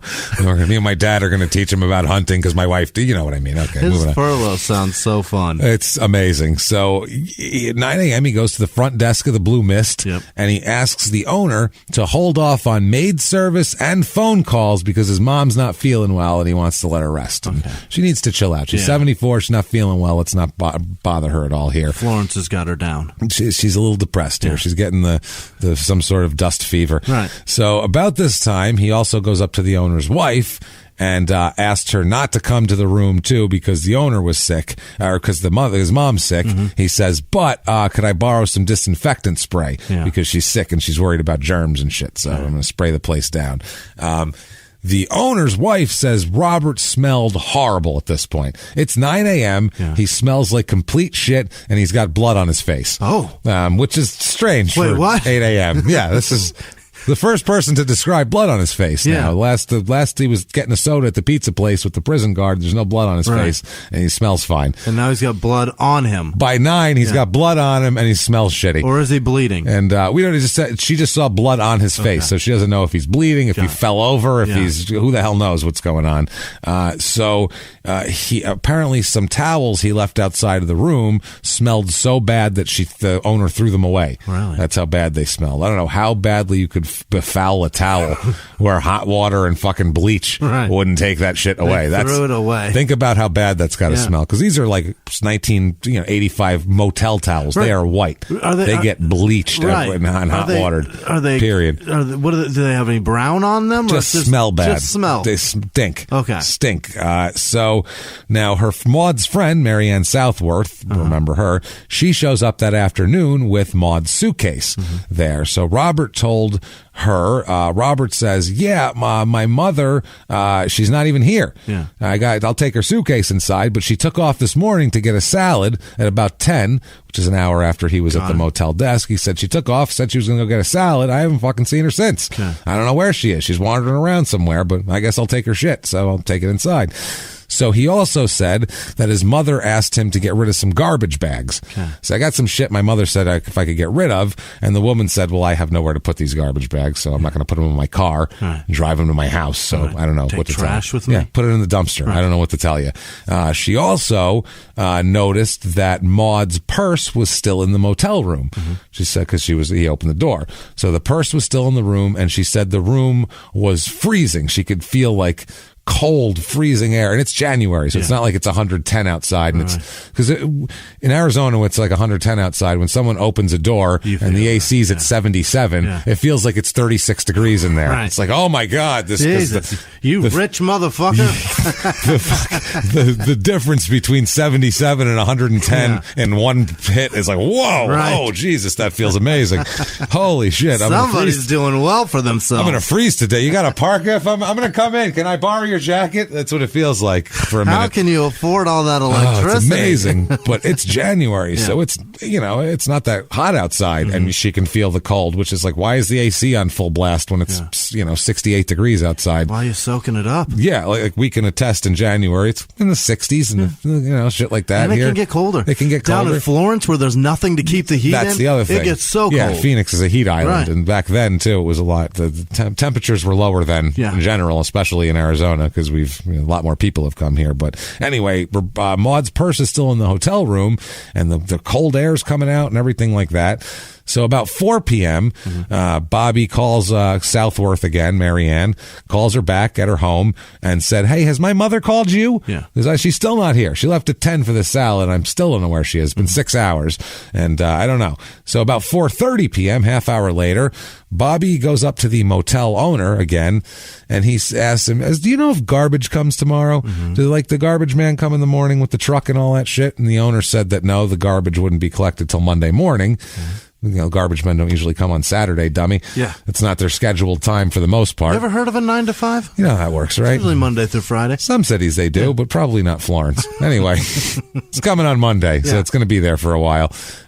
So Bobby said, all right, but I have... See, my mother bought a bunch of meat. Yeah. She brought it down from Flagstaff. Jesus. She brought me a bunch of meat, and so now it's bad. She brought it down. I don't know what the hell she was thinking. She bought it on sale, and now it's been sitting in the motel for 2 days, and now I got this spoiled meat, and I don't know what the fuck to do with it. So can I throw it out here? And the guy was like, no, you're not throwing spoiled meat in my dump. It's going to stink by Monday. No, you can't do that. So he said, all right, fine. So then Bobby... Later on, a couple hours later, he's wandering around telling stories. He asked the liquor store clerk and the pizza parlor owner, who's also the ex-prison guard, whether he could dispose of, he told one he had spoiled meat, and he told one he had animal guts. Wow. One of each. And he said, can I put this shit in your dumpster? And both of them said, that's kind of against the health code. Right. Can't have strange outside meats in my dumpster. Yeah. I don't know how that works. So the pizza parlor owner, he said, that's just weird. This guy's on furlough walking around with sacks of spoiled meat. Right. This is strange. Mom's missing. She went to go get a salad. They probably gave her a spoon, so it's taking her 9 hours to eat it. They gave her a plastic spoon. Right. I know she's not going to be able to eat that fucking thing. That's good. She's been there a while, and that's not bad. Yeah. What'd you order? Veal Parmesan? Yeah. Tell you what. Here's nothing. How's that? Here's a toothpick. Get to work. Pick it up with your hands like a fucking animal and gnaw it off of the... Be a man. Gnaw it off. Let's go. Just put your face right in the spaghetti side. Don't worry about it. Just put your face in the spaghetti and suck. Pick the rigatoni up with your pinky fingers one at a time. Treat like a fucking toddler. Hell yeah. Enjoy. So this guy, the pizza place owner, he tells there's a couple local cops that are around there, and he says, just a quick thing. He goes, guys, I worked at the prison, and Joe and Bill here, I know you guys. work furlough. He's got a bag of meat. It's a little, it's a little weird. It's bizarre. Just maybe you want to look into it. Right. So about 10:30 that night, 2 police officers go to the Blue Mist and go knock on his door, and they explain they heard his mom was sick and they wanted to check in on her welfare, make sure she's okay. He told them that his mother had been sick that morning, but she's feeling better, and she had, quote, gone visiting with a Mexican woman at about 6 p.m. Okay, that feels racist. Don't know what that is. That feels a little Andrew Jackson. Doesn't have a name or anything. Right. Just she went visiting with a Mexican woman. Alrighty then. Like right from Mexico. You know how it works. They like to take them out. They go out. They're like tour guides around here. She came here on a big hay truck, just right over the border. I feel like that's what he's trying to say. Picked up my mom and showing her around town. That's how it goes. He said he hadn't heard from her since, but he's very worried about her because she was not feeling good and she's older, and now she's off with some Mexican woman. God knows what's going on here. So he says he's very worried, obviously, and they took note that all he was wearing was a pair of pants that were unzipped and a belt. Oh, gross. So he's like standing there with his pants undone with a belt on still, though, which is kind of like live PD, Pasco County, Florida standard uniform in a trailer park when they come outside. That's a man who has taken a piss and forgot. Yeah, whoops, I forgot. No, he just left it open because I'm going to piss again sometime. It's easier. Shit. I'm going to keep operating the zipper. I'll wear it out. You know how it goes. Shit. So the officers look around the dumpsters and they don't see anything. Mm-hmm. So they're like, let's see if there's maybe whatever, maybe there's going to be a leg sitting in there or something, or a dead woman that we'll find, and they don't see anything, so they just go to the hotel, and they go to the prison. They leave the hotel, they go to the prison, and they go, where at the prison they get a description of Maude, just to know what they're on the lookout for. Yeah. Just all they know is an older lady at this point. So they get back to the motel, and they park in front of his room. They're just going to watch him and see what happens. Oh, that's shitty. Which he's on a furlough, so he has no rights, really, at this point. They're allowed to do that. About 5 minutes later, he comes out of his room and approaches the police car. Hey, what you doing? Hey, guys, how's it going? So he's clearly looking out and seeing what's going on. They asked him if his mother had come back yet, and he said no. And so then they said, well, what does she look like? Give us a physical description of your mom. That way, in case we run into her while we're out doing our rounds, we'll fucking let her know you're looking for her. We'll give her a ride on back to the Blue Mist. There you go. And we'll be good deal.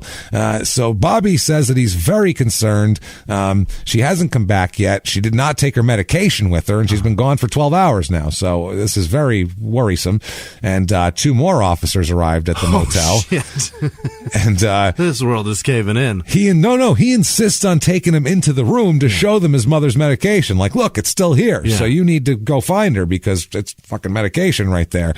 He tells them that his mother had sent him to the U-Totem store, which is a store there, to buy a knife to give to her friend, and that when he returned, his mom was gone. Mm-hmm. She sent him out for the knife. He gets back. She's not even here anymore. Now, that's a different story than she went to get a salad at 10 a.m. Different story than any story he's told so far. He has not told a consistent story of who he is, where he's going, where he's been, what his mom's doing. Except for the pizza guy, but even still then, he was like, we'll be back later. We'll be back later, and the whole deal. So this contradicted everything. He also tells, he told one of the officers that a friend, now it's not his mom, now a friend had given him some cow guts. Ew. Why would you accept that as a gift? Right. If you came over to my house and was like, brought you some cow guts, I'd be like, no, thanks. You can put those right back in your car. It's a gift, James. Yeah, I thank you. I really can't give it back. I appreciate it. I just turned vegan just now. Like, just right now when you took that bag out of your truck, I decided that no more meat for me. So, he said he's been trying to get rid of them all goddamn day, these goddamn cow guts. Everyone in this town's a total jerk. They won't take my gift. No one will take them. Right. I put a bow on it and everything. There's some glitter on the bag. Watch out. Be careful. Get on your hands. Your wife will think you went to the strip club. The man's, he's a prisoner. Yeah. He's got friends on the outside so generous they'll give him cow guts. All sorts of cow guts for free. I got so many friends. Not a friend will give me cow guts. Never. They never offer anyway. Selfish dicks. Maybe they would if I showed any interest. Maybe it's on me. I'm going to put this on me. My friends are good people. Yeah. So they said, okay, well, where are the cow guts? And he said, well, eventually I just flushed them down the toilet. Oh, my God. So eventually he somehow flushed cow guts down the toilet. That's a lot of cow guts. That's a lot of flushes. Yeah. That's just a lot of waiting for the tank to fill back up again, looking at his watch. He has no phone. He's not looking through Twitter. He doesn't have like a video. He's just standing there. Stare there. And wait for the whole water to come up. Okay. And then stand there again. for hours. For fucking hours. And how many times did he put too much and have to take some back out? Yeah. And reach his hand in there. It's so fucking in weird. the blue mist. It's so goddamn weird. So at some point, they're like, all right, they don't know what to do. At some point between 10:30 and 11 p.m., they find out as well. He asked when they left, between the time they left and came back, when they was parked in front of his room, he had asked a corrections officer who he ran into in the motel parking lot. Oh, those poor bastards stay there. That he knew. He asked him, quote, where could I dispose of 25 pounds of spoiled hamburger meat that my parents, plural, right, father's dead, had brought with them down from Flagstaff. Why would you bring 25 pounds of hamburger meat for a 3-day furlough in a motel? When are you going to have the opportunity to cook 25 pounds of hamburger meat? To a man that doesn't have the opportunity to keep leftovers. That's what I mean. You're not going to send him home with a fucking tinfoil swan or something. He's going back to prison. You're going, what are you doing? You're eating out for a couple days. It's not like it's a full kitchen. Right. It's a suite at the Blue Mist. It's got a kitchenette. Yeah, so the officer suggested, why don't you call the officer in charge of this unit in the prison? Maybe he knows what to do with it. Mm-hmm. This officer's passing the buck. He doesn't give a shit. I don't know. Totally. He's just like, I don't know. Call them. Call this guy that's not me. Sound good? Don't tell anybody you saw me with this chick here. Yeah. That's what I'm saying. So now the cops have left. He said he flushed the meat down the toilet. They don't know what else to do. They can't do anything. So they're like, I don't know. I guess we'll leave now. There's no anything to complain about. So they take off. 12:20 a.m. This is Saturday morning at 12:20. He calls the lieutenant in charge of the prison unit and asks him about 12:20, like midnight? Midnight, 12:20 a.m. God, he's calling people at the prison at midnight? Because he just ran into the guy in the parking lot and he said, why don't you call the lieutenant? And he said, okay, fine. So I'll call him now? Well, that's after the cops left. Okay. Because then the cops were there for a while and he said, I flushed the hamburger or the cow guts down the toilet. So now he's calling the lieutenant. He calls him. He asks him for help. He said that his cousin had dropped off some dog bones a couple days earlier and that he needed to get rid of them and some other stuff. And that his mother was out visiting from the hotel and that the dumpster at the motel was full. And how do I get rid of these bones and whatever? So you got bones, guts, and meat. Yes. So the lieutenant agrees to come by and help. Oh, boy. The lieutenant comes by about 10 minutes later, and Robert puts a box in the bed of the guy's truck, and then he asks for a ride back to the prison so he could get something out of his living quarters, because he's in like the minimum security area here. So the lieutenant refused to do that. Yeah. We're not giving you fucking rides, but I'll take your box of meat. Okay. Fucking taxi? Yeah. So he returned to the prison and put the box, and he could see some clean bones in the box. He put them out by the dumpster. So he's put them by the prison dumpster. I'll throw these fucking bones out. Sure. And he said he saw like clean bones in there, like dog bones, like Bobby said. So they're out by the dumpster. About 1:30 a.m., the lieutenant receives a call from the police saying, hey, just a heads up, Bobby's Mormon there has been acting pretty suspiciously. He's asking to throw out like spoiled meat and shit. By the way, his mom is missing. Nobody can find her. So, if you see anything weird, just let us know. How fast did the blood drain out of his face? He's like, his eyes open up big, and he's like, I just helped dispose of what? Matter of fact. Jesus. I just picked up a box with a bunch of bones and shit like that. So he and a policeman went and opened the bags in the box, and they found what looked like human bones and tissue. It's at this point the police take the box to the hospital for analysis, and they go back to have another chat with Bobby. Let's find out what this is, and then have a peek, a little face to face with old a little bit of FaceTime with the B-man here. So he says. They went back to their car to wait. At that point, the cops did. He ends up coming out of his room again about 1:30 a.m. Bobby does, and crosses the parking lot, goes over to a payphone. The officers, they tell their police captain over the radio what's going on. We got him. Yeah, they tell them, the captain says not to let him go back into his room. Keep him outside. So they drove their car back in the front of the room, the cops do, and they asked him if he wanted to wait in the car for his mom to come back. You want to wait in your comfortable room or in our car? Right. He said, sure, what the hell? I'll hang out. Sounds great. So one of the police officers offered him the front passenger seat. Like, here, you can sit up there. This is actually more comfortable than the Blue Mist Motel. It's better, right? It just stinks less, probably. So the other cop goes and sits in the back of the car, and they sit there for about an hour and 15 minutes. And Bobby at this point's dozing off, talking to the cops and kind of dozing off here and there. He's had a busy day. Yeah. He was out at 6 a.m. buying buck knives and steak knives and shit. Stayed up till 1 a.m. It's 1-something. He's all tuckered out. I picture him like a little kid just with his blankie. He just fell over on the floor while he was reenacting a cartoon, and it's over, man. So at this point, the cops... That's the fucking cutest thing in the world. It's adorable. Yeah, he's just sucking his thumb. What a disaster. I remember Landon did that shit to me while I was making dinner. You know, I do that all the time. Fork and just nodding off, and then he eventually just dropped the fork and on the tile, laid out, face on the floor. Little kids do that shit. I want this fucker doing that on the asphalt. So does Bobby. He's doing it in the front seat of a police cruiser. It's all snuggled up to the shotgun. So, wow. Super weird. So they know at this point, it's, they can't find his mom. He's been asking to people to dispose of cow guts, spoiled hamburger meat, bones. Lots of cow flesh. All sorts of meaty items. Has said his mother was ill, then his mother was out visiting with Mexican women. The police also noticed reddish-brown spots on the floor that appeared wet in his motel room. That seems like enough to probably have a talk with him right then. What are we doing? He's a prisoner. He doesn't have any rights. That's especially not to have blood on his floor. At this point, just fucking rock him up. They knew he purchased a knife, which he probably isn't allowed to have. It's got to be in the furlough standards. You can't buy weapons, I'm sure. Yeah. The room smelled medicinal, they called it, like a hospital, like disinfectant. He tells the police different stories about his mother's disappearance. This is a lot here. Tells them a horrible story about flushing cow guts down the toilet that was given to him by his cousin, which he said he described it in detail, and it was just, they were sickened by it. His friends and cousin are disgusting with their possessions. They've got cow guts and bones and... here you go. He knows a lot of weird people. Merry Christmas. Right. I know you were in prison for Christmas, so I saved these rancid cow guts. I bought them for Christmas. I know it's January now, but you can have them again. I just kept them outside. We thought your furlough would be earlier. Yay. Here's 25 pounds of spoiled hamburger meat. Enjoy. So they sit there for over an hour until about 2:37 a.m. when the call comes into the cops that the bones that were found at the prison are human bones. And they formally place them under arrest at that point. 2:45 a.m.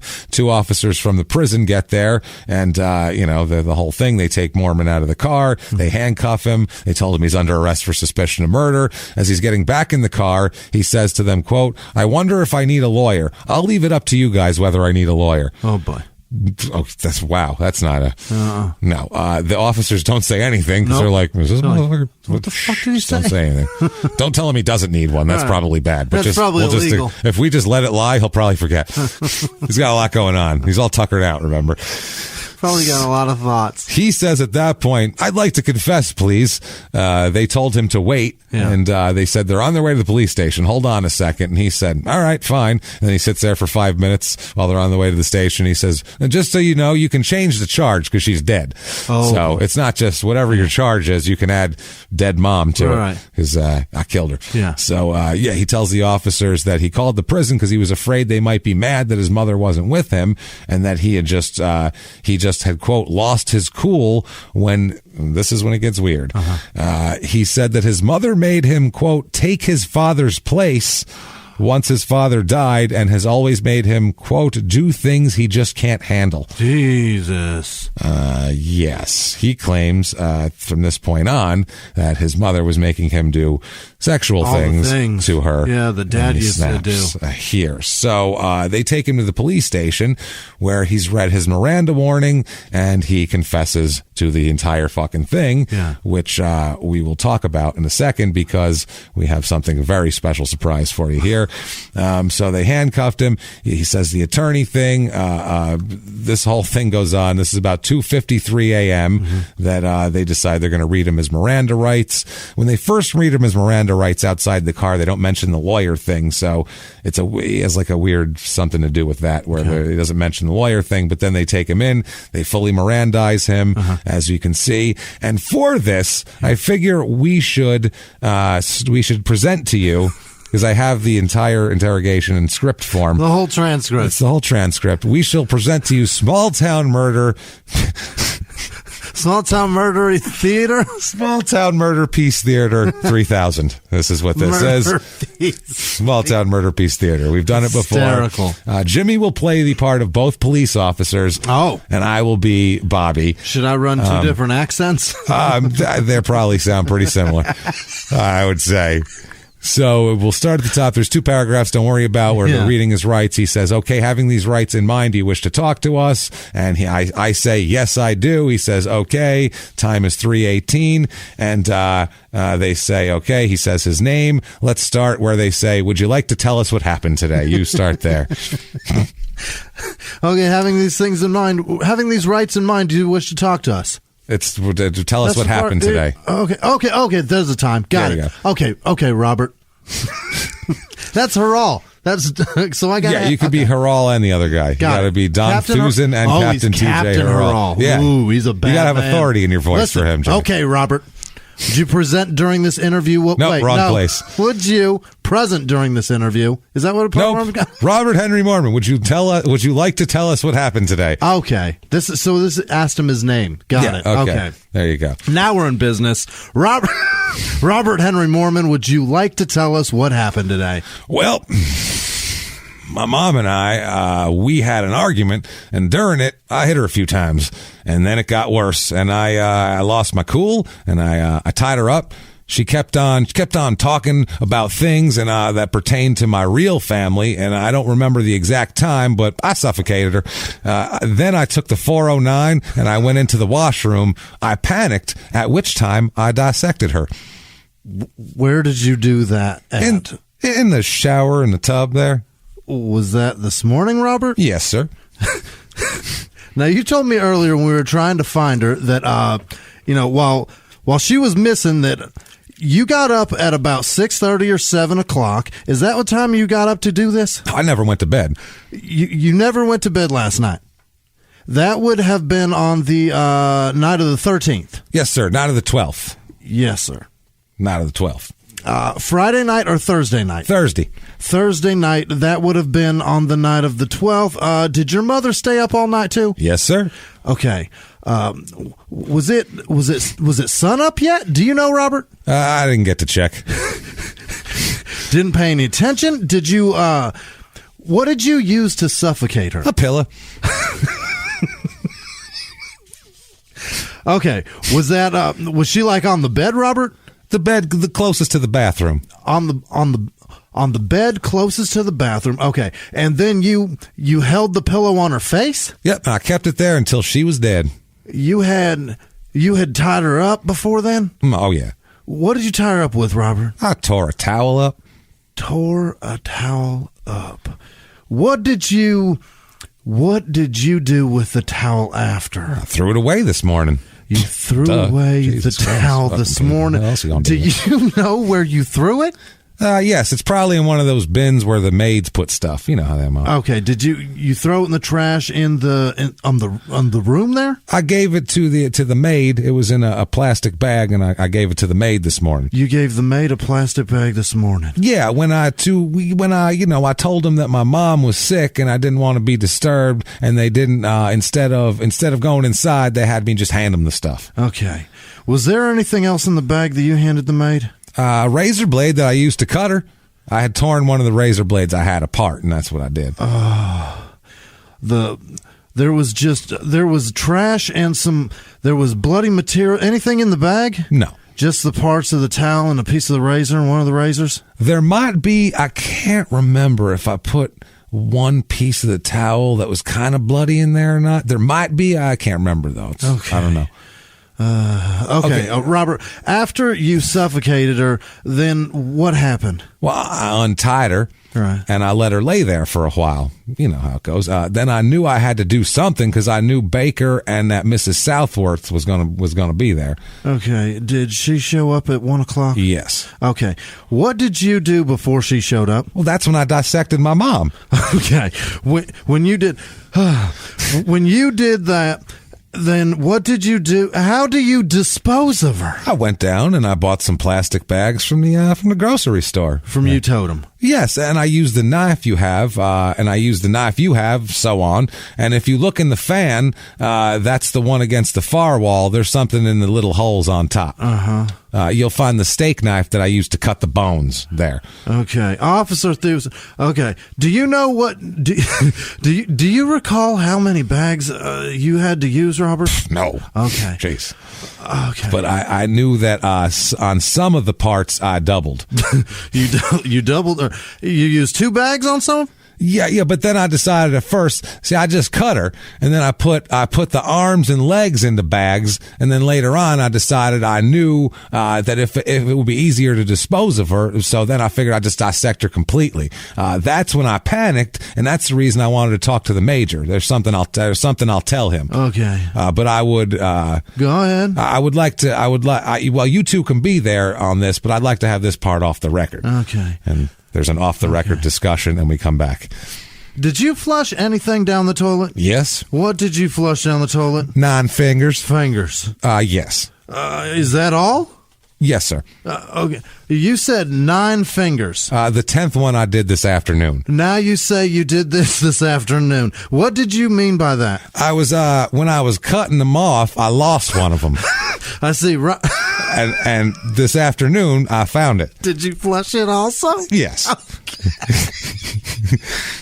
Do you know? Okay. Do you recall how many trips you made to any of the trash bags areas with bags? Not that I remember. About 4. About 4? Yeah, because I didn't want people to know what I was doing. I'll carry them all at once. I see. After what clothes were okay? What clothes? Where are the clothes that you had on when you did this? Nothing. No clothing. Nothing. You did. Well, you didn't have any clothes on when you did this. Nope. Okay. Do you want to talk to the major now? Yeah, whenever he wants to. Yeah, okay, sure. This concludes this interview. Okay. That's. Think about that. That can't happened. Even. How did those men keep it together? Okay, I just love all the. All right, then. There's a lot of. Okay. Well, you got to act like this is fine. You can't go. Holy shit! How the fuck do you lose a finger? How do you keep your cool with those? It had rolled behind the toilet bowl. You know how fingers are; they get a tumbling. When they're straight, rigor mortis had it real solid. It just kept on rolling. Couldn't find it. Oh shit! So. This is what's happening. What an event. Okay, that wasn't written, that was real. That was real. That's a transcript in a fucking Supreme Court document. That is absolutely real. The man said those words. That I highlighted Jimmy's lines and said, let's do this. Small Town Murder Piece Theater 3000. Enjoy. I only stumbled on words that a couple was pretty of good, times. yeah. Well, there's all the stumbling is it's all there. It's all, I can't just, how do you start sentences like that? The amount of times they were saying that was them wanting to go, what the fuck? Yeah, that was okay. All right. Well, that's normal. Not perfectly normal, what you're telling us. We hear it all the time. Anyway, keep going. This happens every day. Wow. In a small town. So 4:44 a.m., he requests an attorney at this point. Now it's attorney time, finally. The police chief said that they made efforts to get him an attorney. Well, he's held at the police station until then. At 6:40, another police officer, a doctor arrives to the examiner to examine his clothing and take fingernail scrapings from him as well. He still didn't have an attorney at this point. They're gathering the evidence, but they don't discuss the crime. They just gather the evidence. He, at this point, though, points to spots on his pants that he says are his mother's blood. There. Now, this statement is going to actually be suppressed later on because he had asked for a lawyer. Okay. Technically, at that point, he's not supposed to say anything. He says now, but he's just just telling people. But the guy's taking his stuff, so it's kind of a gray area. So they just suppress it later on. So there's a thing about the counsel. They skip a part in the Miranda in the beginning about before when he tells her you can change the charge, she's dead. Yeah. Before that, they had Mirandized him, but they didn't tell the part about the lawyer. Oh, okay. They forgot to say you can have a lawyer with you while you're questioning. You have the right to that. Right. They leave that part out. Okay. So that's an issue later on as well. Well, yeah. So it's at this point they find a search warrant. They get a search warrant to search his room. And by the way, it gets crazier from Oh boy! They find bedding stained with Maud's blood, towels, a washcloth, a cooking pot stained with blood. Okay, so he boiled her down. I don't know if he boiled her down or if he was using it to dump things like a carrying. Oh boy! I don't know if he was using that to dump the meat in the like a dustpan, like scooping it up. Oh my Christ! Blood stains on the bathroom walls and floor. These police officers were in this room. Mm-hmm. Nobody noticed all this shit. They saw a couple of reddish brown drops on the floor. 409 is amazing. I guess so. Have you ever used it? It's incredible shit. Apparently, well, I know it's good for like killing bugs. Yeah. If you're ever gonna get like a horrible bug out here, like if I see a scorpion anywhere on the outside, we have scorpions in Arizona. I don't use shit. 409. They fucking lose it. That kills everything. Imagine being drowned in 409. You'll die. I don't care what you are. You're going to die. It smells terrible. Oh, it's going to kill you. Great stuff. Oh, it'll clean it. Apparently, it'll clean up your mom's murder scene. Dude, I sprayed it on the walls. I bought a house, and a woman had stayed. She died in the house, but she was in the house for 30 years. Funny? No, it's not. It's I laughed for some reason. She died in the house. I went, why is that funny? That's not funny. Because it's Jimmy's first house. Woman died. But she smoked in the house for 30 years after her husband died. She just sat in the house just smoking constantly. And sounds great. I bought the house, and you can't just paint over that. No, you have to clean it first. So I got 409. You fucking spray that shit on the walls, and it took 30 years of cigarette tar off that wall. Impressive. It was amazing. The walls were white again. And it'll kill things, including that. It's incredible shit. But they didn't see any of this shit, and this was all there. Blood stains on the wall, blood stains on the bathroom walls and floor, a scouring pad with blood stains and human tissue, and a buck knife and a steak knife. Okay. They also found Maud's bra hanging in the closet with $500 in cash safety pinned to it. What? Okay. Yeah. In the trash dumpsters near the motel, they found trash bags containing Maud's thorax, head, pelvic area, feet and hands, and muscle and skin from her limbs, as well as torn strips of towel, a razor, and the pack. This was the package in which the steak knife was sold. Wow. So the package, you got the steak knife. He took her apart. And some pajamas. Well, he said dissected like science class. This is way worse than dissected. This is just trying his best to get it all off the bone. Police found a finger in the sewer. That's the 10th finger. That hadn't gone too far down yet there. Gross. There's a little problem later with the search warrant because one of the officers didn't complete correctly the portion of the search warrant on which items should be seized, should be listed there. So basically, the warrant was for like a general. The defense is saying that the warrant's for like a general or an exploratory warrant, like a kind of look around warrant, plain sight kind of a thing. And so there's some problems there. The affidavit listed the items seized as pillowcase used to suffocate victim, knives, receipts, bloodstains, victim identification, and other evidence. So they fight about the exact meaning of the words here, basically. Oh my goodness, man. They referred to all these different things in the search warrant that apparently, or in the things they found that weren't exactly referred to in the search warrant. They do this a lot with like drug cases too, where they seize things, and you see that a lot. They said the affidavit incorporated in the warrant gave the police license to search for a pillowcase, knives, receipt, and bloodstains, and any other evidence. And the vague open-endedness of the phrases are constitutionally permissible only if restrictively interpreted to authorize a search and seizure of evidence relating to a specific crime, which this is. So it's fucking fine, basically. They also search. This is interesting. Oh, by the way, the person who led the search testified that he wanted to dismantle the toilet bowl, but the police would not let him because the department might be responsible for repair. Oh, for Christ's sake. I said, don't take that apart. Someone's going to have to fix it, literally. Who's going to pay for that? They're taking apart a murder scene, and they said, we don't want to take the toilet apart. We might have to send a plumber in here on the city's dollar, and we can't have that. How broke is Florence? Fuck me. Yeah. Too broke to fix a toilet. None of you, could any of us know how to put it back together if I take it apart? Too broke to give Maud justice. Jesus Christ. So, good Lord. After they arrest him, they do a warrantless search of his living quarters at the prison. Now, okay. During the search, two of his lockers were unlocked. They search his living quarters, and they reveal a notebook of some of the craziest shit ever written by man, beast, fowl, God, fucking anything. The Bible exists. Okay. he had a notebook of stuff, including a large section that had plans and not just plans, instructions. Jimmy, you'll never believe what I'm going to say right now. I could give you 700. We could sit here till we're old and gray and die and just have food get brought in and have buckets to shit in, and you would never guess the thing that he has written about in here, okay? Instructions on how to train a dog to make bank deposits. What? Not withdrawals, though.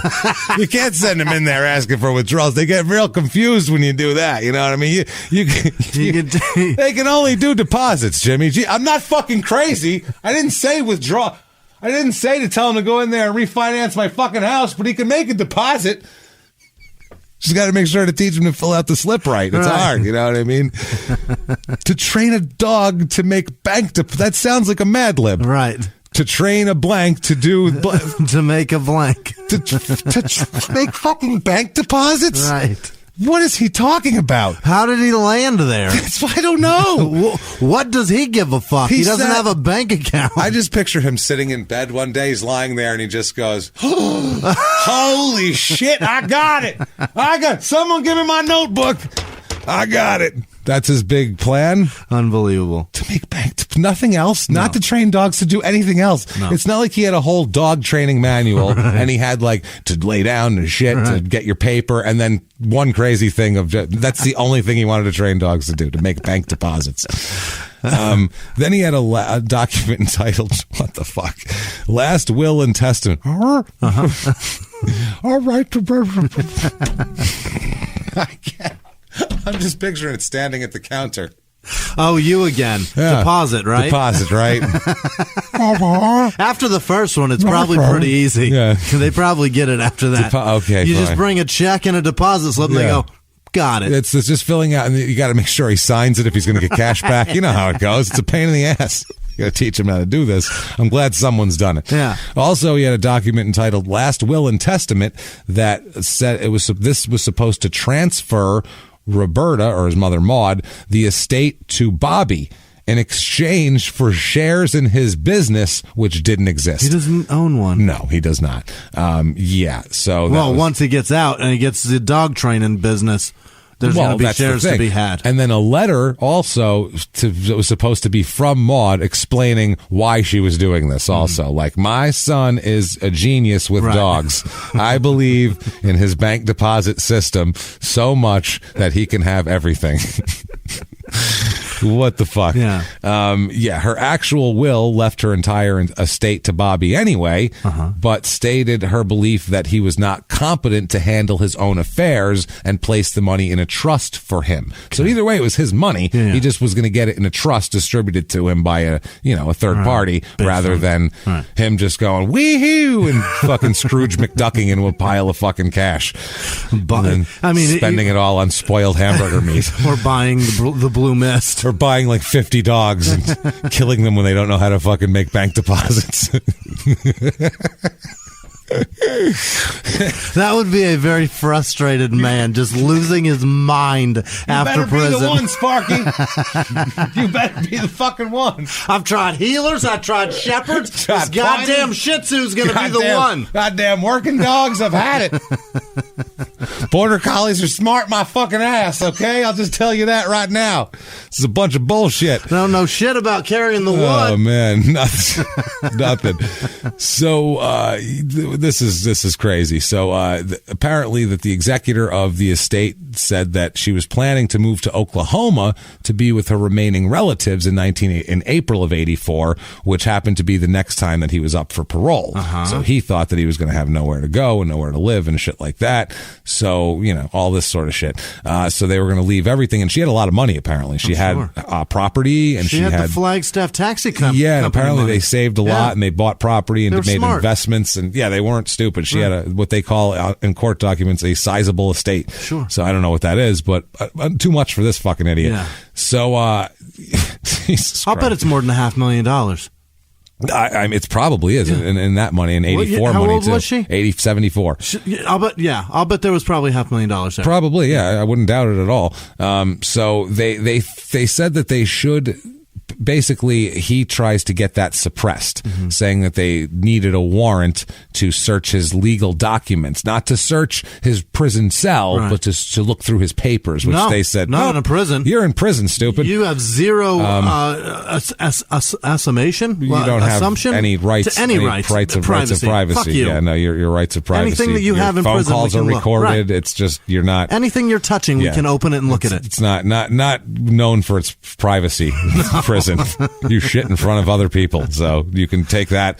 That shows you. Extrapolate that forward, and everything else you do. Who sees your dick when you piss? That's what I mean. The minimum amount of privacy would be just a private place to shit. Right. So if you don't even have that. You have nothing. Yeah. There's no privacy anywhere because that'd be the first thing you would get.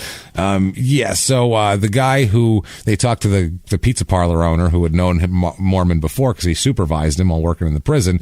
He said that Bobby seemed, quote, very nervous, and he said, quote, I figured he'd done somebody in. Yeah. So that's. Okay.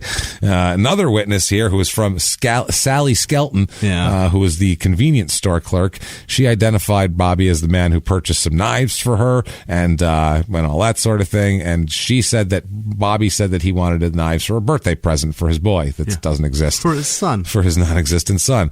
The medical examiner testifies that Maud died from asphyxiation as a result of something being held on her face, blocking her air supply.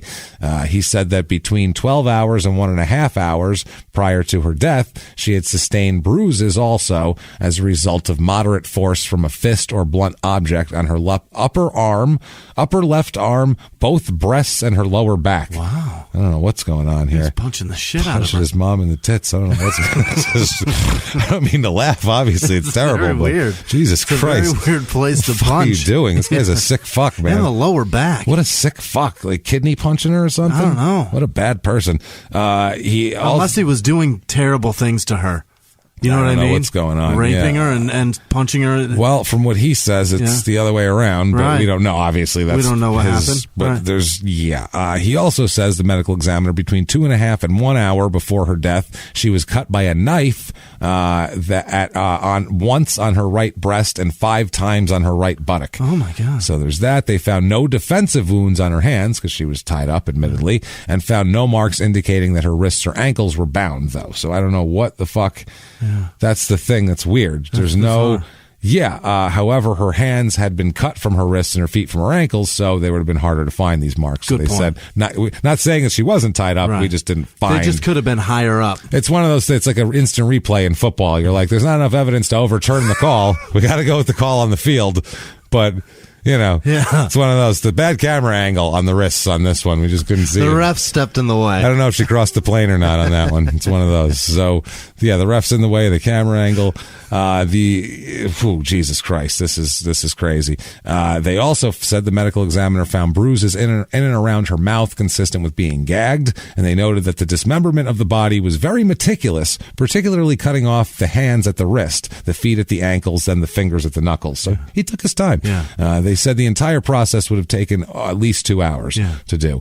The medical examiner found no evidence of sexual activity, so nothing there, and tests run on the sheets and bedspread and everything else found no evidence of semen. Everything but the toilet apparently was tested because obviously we can't do that. And the examiner could determine that Maud was alive when she was bruised and cut. He couldn't tell whether she was conscious, but noted that the cuts would have been painful if she was conscious, obviously. Reaction from the town and everybody else here. A distant relative of Maud named Rex Gilliand, who knew Bobby here, from being in the family, he said that Bobby was a, quote, throwaway child who never got the attention from most of the people in his life that the other kids received. He says, quote, but the one person in the whole world who loved him unconditionally, he kills brutally. Just summed up pretty fucking good for one of these relatives, I would say. What a fucking... on the nose. That's the most on the nose statement I've ever heard. The one person he had. Yeah. That's it. He hurts that person. Yep. The mayor of the town of Florence, Michael Tucker, said he's, quote, a little upset with the furlough system. here. He said, because a little upset. Oh boy. He said local officials weren't notified that an inmate was at the motel. He said we should have been notified so we could have kept an eye on things. And he said then the situation could have been monitored by police, which it kind of was. Yeah. It really didn't. Once sitting out front. At some point they're going to close the door, unless they're going to sit in the room and say, "What's on TV tonight? Right. Let's order a pizza." Then he's going to have time to do this. Also, it's more the vetting. It's who's deciding who gets to get out on these furloughs, because that's a guy who never should have been able to, especially after his initial crime. And the future mayor and police chief Rankin at this point, he says that he was supportive of the system. Mm-hmm. He said this is a quirk of fate. The furlough program has been effective in the majority of the time. I don't see that they should curtail the furlough system because of this murder. Maybe they could take a good look at who they furlough, maybe do a little more testing. There you go. That's a good point. There's the words. There Betty. you go. That's perfectly well. Yeah, let's figure out if this guy, if he's ever, I don't know, kidnapped and sexually assaulted an 8-year-old girl at gunpoint and planned to kill her, don't let him out ever. How about that? How about we keep him away? On that guy forever. Let's just keep him in what we call jail. Right. That he's been every few hours, get some eyeballs on him. Yeah, just, hey, he's still there? There he is. Good deal. Any kids with him? No? Excellent. Perfect. What the fuck? Just get eyeballs on him on a clock schedule. You know what? We could have a paper that we fill out. Yeah. There's if they could have a building where they could house people like that, where we could hire people to watch them and then write down that they've seen them and they're still there, we could have something here. Treat him like one of those plastic shitters that are on the side of the road where it has a date and time that you looked. Yeah. Do that with him. That. Treat him like a plastic shitter and get eyeballs on him every couple hours. Like a gas station bathroom. There you go. We should pay at least as much attention to a child molesting kidnapper as the gas station bathroom. Right? I think that's fair. Or the Olive Garden. Or the Olive Any fucking place piece that of has shit bathroom. The Olive Garden is a gas station bathroom. The whole restaurant. Fuck that place. I'd rather eat in a gas station bathroom. Let's just treat him like a shitter always. Mm-hmm. Every way that you would treat a shitter, treat him that way. Because he is a shitter. So his defense attorney here, Thomas Kelly, he's going to call a psychologist, obviously, to testify that Bobby is legally fucking out of his mind, cuckoo for Cocoa Puffs, basically, is what they're doing here. The attorney started to lay out the groundwork for the insanity defense. He recalled 3 prosecution witnesses at the start of the trial, including a prison officer and a guard, to give their opinion on what they felt about him just talking to him every day. Yeah. Does he seem like a sane guy to you? A former officer, it was Daniel Schroet and George Johnson. These are prison officers here. They said that they said they talked to Bobby, and he always had what they called, quote, far-fetched ideas. You know, like teaching dogs to make bank deposits about money and making money. Yeah. He's fucking nuts. He said that the most prison inmates talk about making money, but that Robert's ideas were way more far-fetched. The other guy said, I like that a dog deposits and they're saying the word fetched. Far-fetched. And if he was withdrawing, it'd be really great. Right. It's far-fetched. Fetch my money. It's awesome. So the other guy said, quote, he was always telling me how he was going to make $1 million. He's described him as a well-behaved inmate, but, quote, he wasn't all there, is what he said. He said, quote, I don't think he should be on a 72-hour pass outside prison walls, is what this guy said. So they offered the will as the doctored will and the fake letter as evidence, obviously. Mental experts came in. The defense calls one, Dr. Overbeck, a psychologist. He interviewed Bobby for almost 10 hours over 5 sessions, gave him psychological tests, reviewed his lengthy history and school and prison records. He concluded that Bobby suffers from organic delusional syndrome, pedophilia, and schizoid personality disorder. Right. That is fucking none of that quite the full house there. Retarded. And that's what happened in the 50s is that they were misdiagnosing people with that was a huge umbrella. Yeah.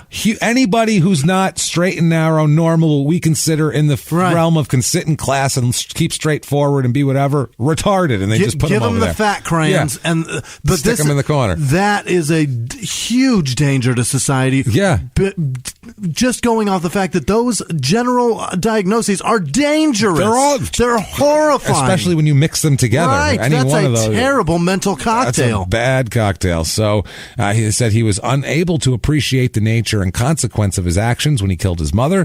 This doctor also noted that a delusional diagnosis is difficult because it depends on whether or not you believe the fact that whether or not you believe Bobby's allegations of that he was having a sexual relationship with his mother for the last 25 years, which is what he claims. It doesn't matter. The state called 3 expert witnesses. Dr. Cleary, who's a court-appointed psychiatrist, he diagnosed Bobby as suffering from pedophilia. Everybody's clear. Everybody's on that one. Yeah, we nailed that one. We nailed that one. 8-year-old? He's definitely a pedophile. That's one. We can check that box and go from there.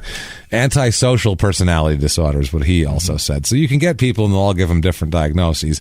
This doctor stated that he did not believe that Bobby was unable to understand and appreciate the nature of his actions, although knowledge of his bizarre writings and some of his statements on the day of his crime, he said, made him less certain of his conclusion. But that's still his conclusion. But once I read about the dog thing, literally like the dog bank thing, that was like, the guy was like, maybe he's not all there. Like, maybe he doesn't get it. Yeah, the finger thing. Like he was all sorts of. Is he a genius or is he insane? Yeah, which one is he? Thomas Edison, or do we have just fucking?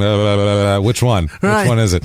So another guy, Dr. Tuchler, he said that he diagnosed Bobby on 4 prior occasions, being in his teens. He was his old psychiatrist. He testified that Bobby does not suffer from organic delusional syndrome. He testified that Bobby is a pedophile with an antisocial personality disorder, which is quite a lot to put out. Yeah. Listen, he's not this and that. You're just a pedophile with an antisocial personality disorder. That's quite the label. He's a kid fucker he's just disassociated with everything. He's a fucking asshole kid fucker. Is that something? Is that legal? Will certainly murder. Oh, he'll kill people. That he is capable of understanding his actions. However, though, he does believe Bobby when he told him about the incestuous relationship with his mother and that he had sex with her that night and that she wanted her breasts pinched and that she was making noises. Bobby's story is that he was doing things to her and she wanted her breasts pinched and he was doing that and she was making noises of passion, and he put the pillow over her face so he wouldn't hear her. And he says to this doctor that this death was accidental. He's apparently been telling this doctor about this incestuous relationship for a long time. So this is not a new thing that he's telling a new person. This guy believes the relationship because he's been telling him about it for years. So this guy says that he believes that it was accidental, this psychiatrist. And then another one, a neurologist who examined him, testified he found no evidence of organic brain defect, but he couldn't rule out the possibility. So basically, my testimony is useless, and you should have not called me here. This was a big waste of time. I shouldn't have put a suit on today. Thank you very much. Have a good one. Can you guys read back the transcript? Because that was more valuable than what I just did. Yeah, can we do a Small Town Murder Piece Theater 3000? That's better. So, the estate was valued, by the way, at over $200,000. There you go. They're saying that's the motive here to be placed. That was going to be in a trust, but would allow her son to receive only interest payments because she thought he was too wacky to do anything about it. Which is nothing. $200,000. In 85, that's something. Is it? I mean, that's a lot. $200,000 is still pretty good. It's probably now. a few $100 a month. I bet it's not that much. But in a trust? If you're him, though, you can live on that in Florence in 1985. Maybe so. You could probably live on that and get by, or at least, have beer money or so. I don't know what the fuck. In the words of Tim, that's not enough to get by. That's not enough to get by. $200,000 by 1985 is a lot. Right. I'll take $200,000 now and be very excited about it. So I'll be thrilled. I'll be real. I'll lose my fucking mind. Absolutely. The weird part is the fact that the letter that he had from her that explained the transaction of the will being changed said that RHM Enterprises, which is Robert Henry Mormon Enterprises, she was going to give her whole estate for 200 shares of stock in RHM Enterprises. And there's no state record of a business. Those are $1,000 a share. Yeah, it's not like he has this isn't like an LLC has or he just incorporated. It's fine. It's got nothing. So It's dated and makes reference to the date of January 13th, which was the day she was killed. Right. So he did this beforehand, but dated it because it was in prison. Yeah. So he couldn't have done it while he was out. He did it before he left prison, but dated it the day she died. Wild. Like he fucking planned this. It's super weird. Also, he doesn't want a bunch of pictures to be let in. A couple very specific pictures. Oh, I can imagine. This is pretty graphic. One is of Maud's head, just sitting there, and another is a slide showing the left side of her pelvis with decomposed bowel. Oh, Jesus. Awful. No one wants to see that. So this thing goes to the jury here, and they are they discuss jury instructions, and the trial judge says that he was inclined to give the jury an option of convicting him on second-degree murder or manslaughter, as well as first-degree murder there. Okay. The Mormon, his attorney, said that he had discussed it with Bobby, and that they decided they only wanted the jury to hear first-degree murder. Really? So they wanted either first-degree murder or we walk, or that's what they wanted. So that's what it ends up being, because in their case, they figure they can muddy the waters enough to make them think that maybe he didn't mean to, and it's not first-degree murder. And no one's going to convict someone of first-degree murder, especially when, oh, by the way, the death penalty's on the table, when they don't think he did it on purpose. So that's their thought process. That we'll have a better chance of getting off. If there's like a manslaughter, he's definitely getting that. So after 2 hours of deliberation, which is not very long, that's barely long enough to fill out paperwork, they find him guilty of first-degree murder and reject the old insanity defense. Done deal with that. Sentencing comes around. Okay. Trial judge gets a pre-sentencing report and holds a hearing and all this type of shit, where his counsel argues that his inability to fully understand his actions and record of good conduct in prison weighed in favor of a life sentence. The judge, though, found 3 statutory aggravating factors here: prior life sentence that he was in prison for at the time, a motive of money, which is not okay, and cruel and heinous or depraved murder, and only one mitigating factor, which is diminished ability to understand his actions, and says, you, sir, may fuck off. Death penalty for you. So he gets the death penalty here. He's, I don't know. Well, oh boy. Wow. How you gonna fucking have any sort of argument to the contrary for that? He has an appeal. We'll bust through an appeal quick because it's really kind of weird here. He says the aggravating factor, the murder was committed in especially cruel, heinous, or depraved manner, is not supported by the evidence here. To find cruelty, the court must find beyond a reasonable doubt that the victim was conscious during the attack and that the defendant knew or should have known that the victim would suffer. That's how it was here. The medical examiner testified that she'd been bruised and cut in the hours before her death, and these bruises were particularly the larger cuts would have been painful if she was conscious, and they go from there. Also, in his confession, he said that they had argued and that he hit her in the head during the argument, and then he tied her up, and we went from there. So they said, this is she suffered emotional, physical, mental anguish before she died. So fuck you, Bobby, is what they say. He's previously been convicted of an offense that was punishable by life in prison, so that's bad against him. All the factors seem to be against him in this point. He also stated that the victim was most likely awake when some of the wounds were inflicted, so that's a problem as well, and that was in his own confession. Right. So also they say they state proved these factors. He also says they didn't consider mitigating evidence, and they said, sure, we did. So that's that. We mitigated the shit out of this. We looked it over and we said, there's a head. Right. So that's going to outweigh you being a little fucking stupid. How's that, dummy? So they also said the search warrant, what I told you about what you're listing and all that ends up being put aside. Also, ineffective assistance of sentencing counsel.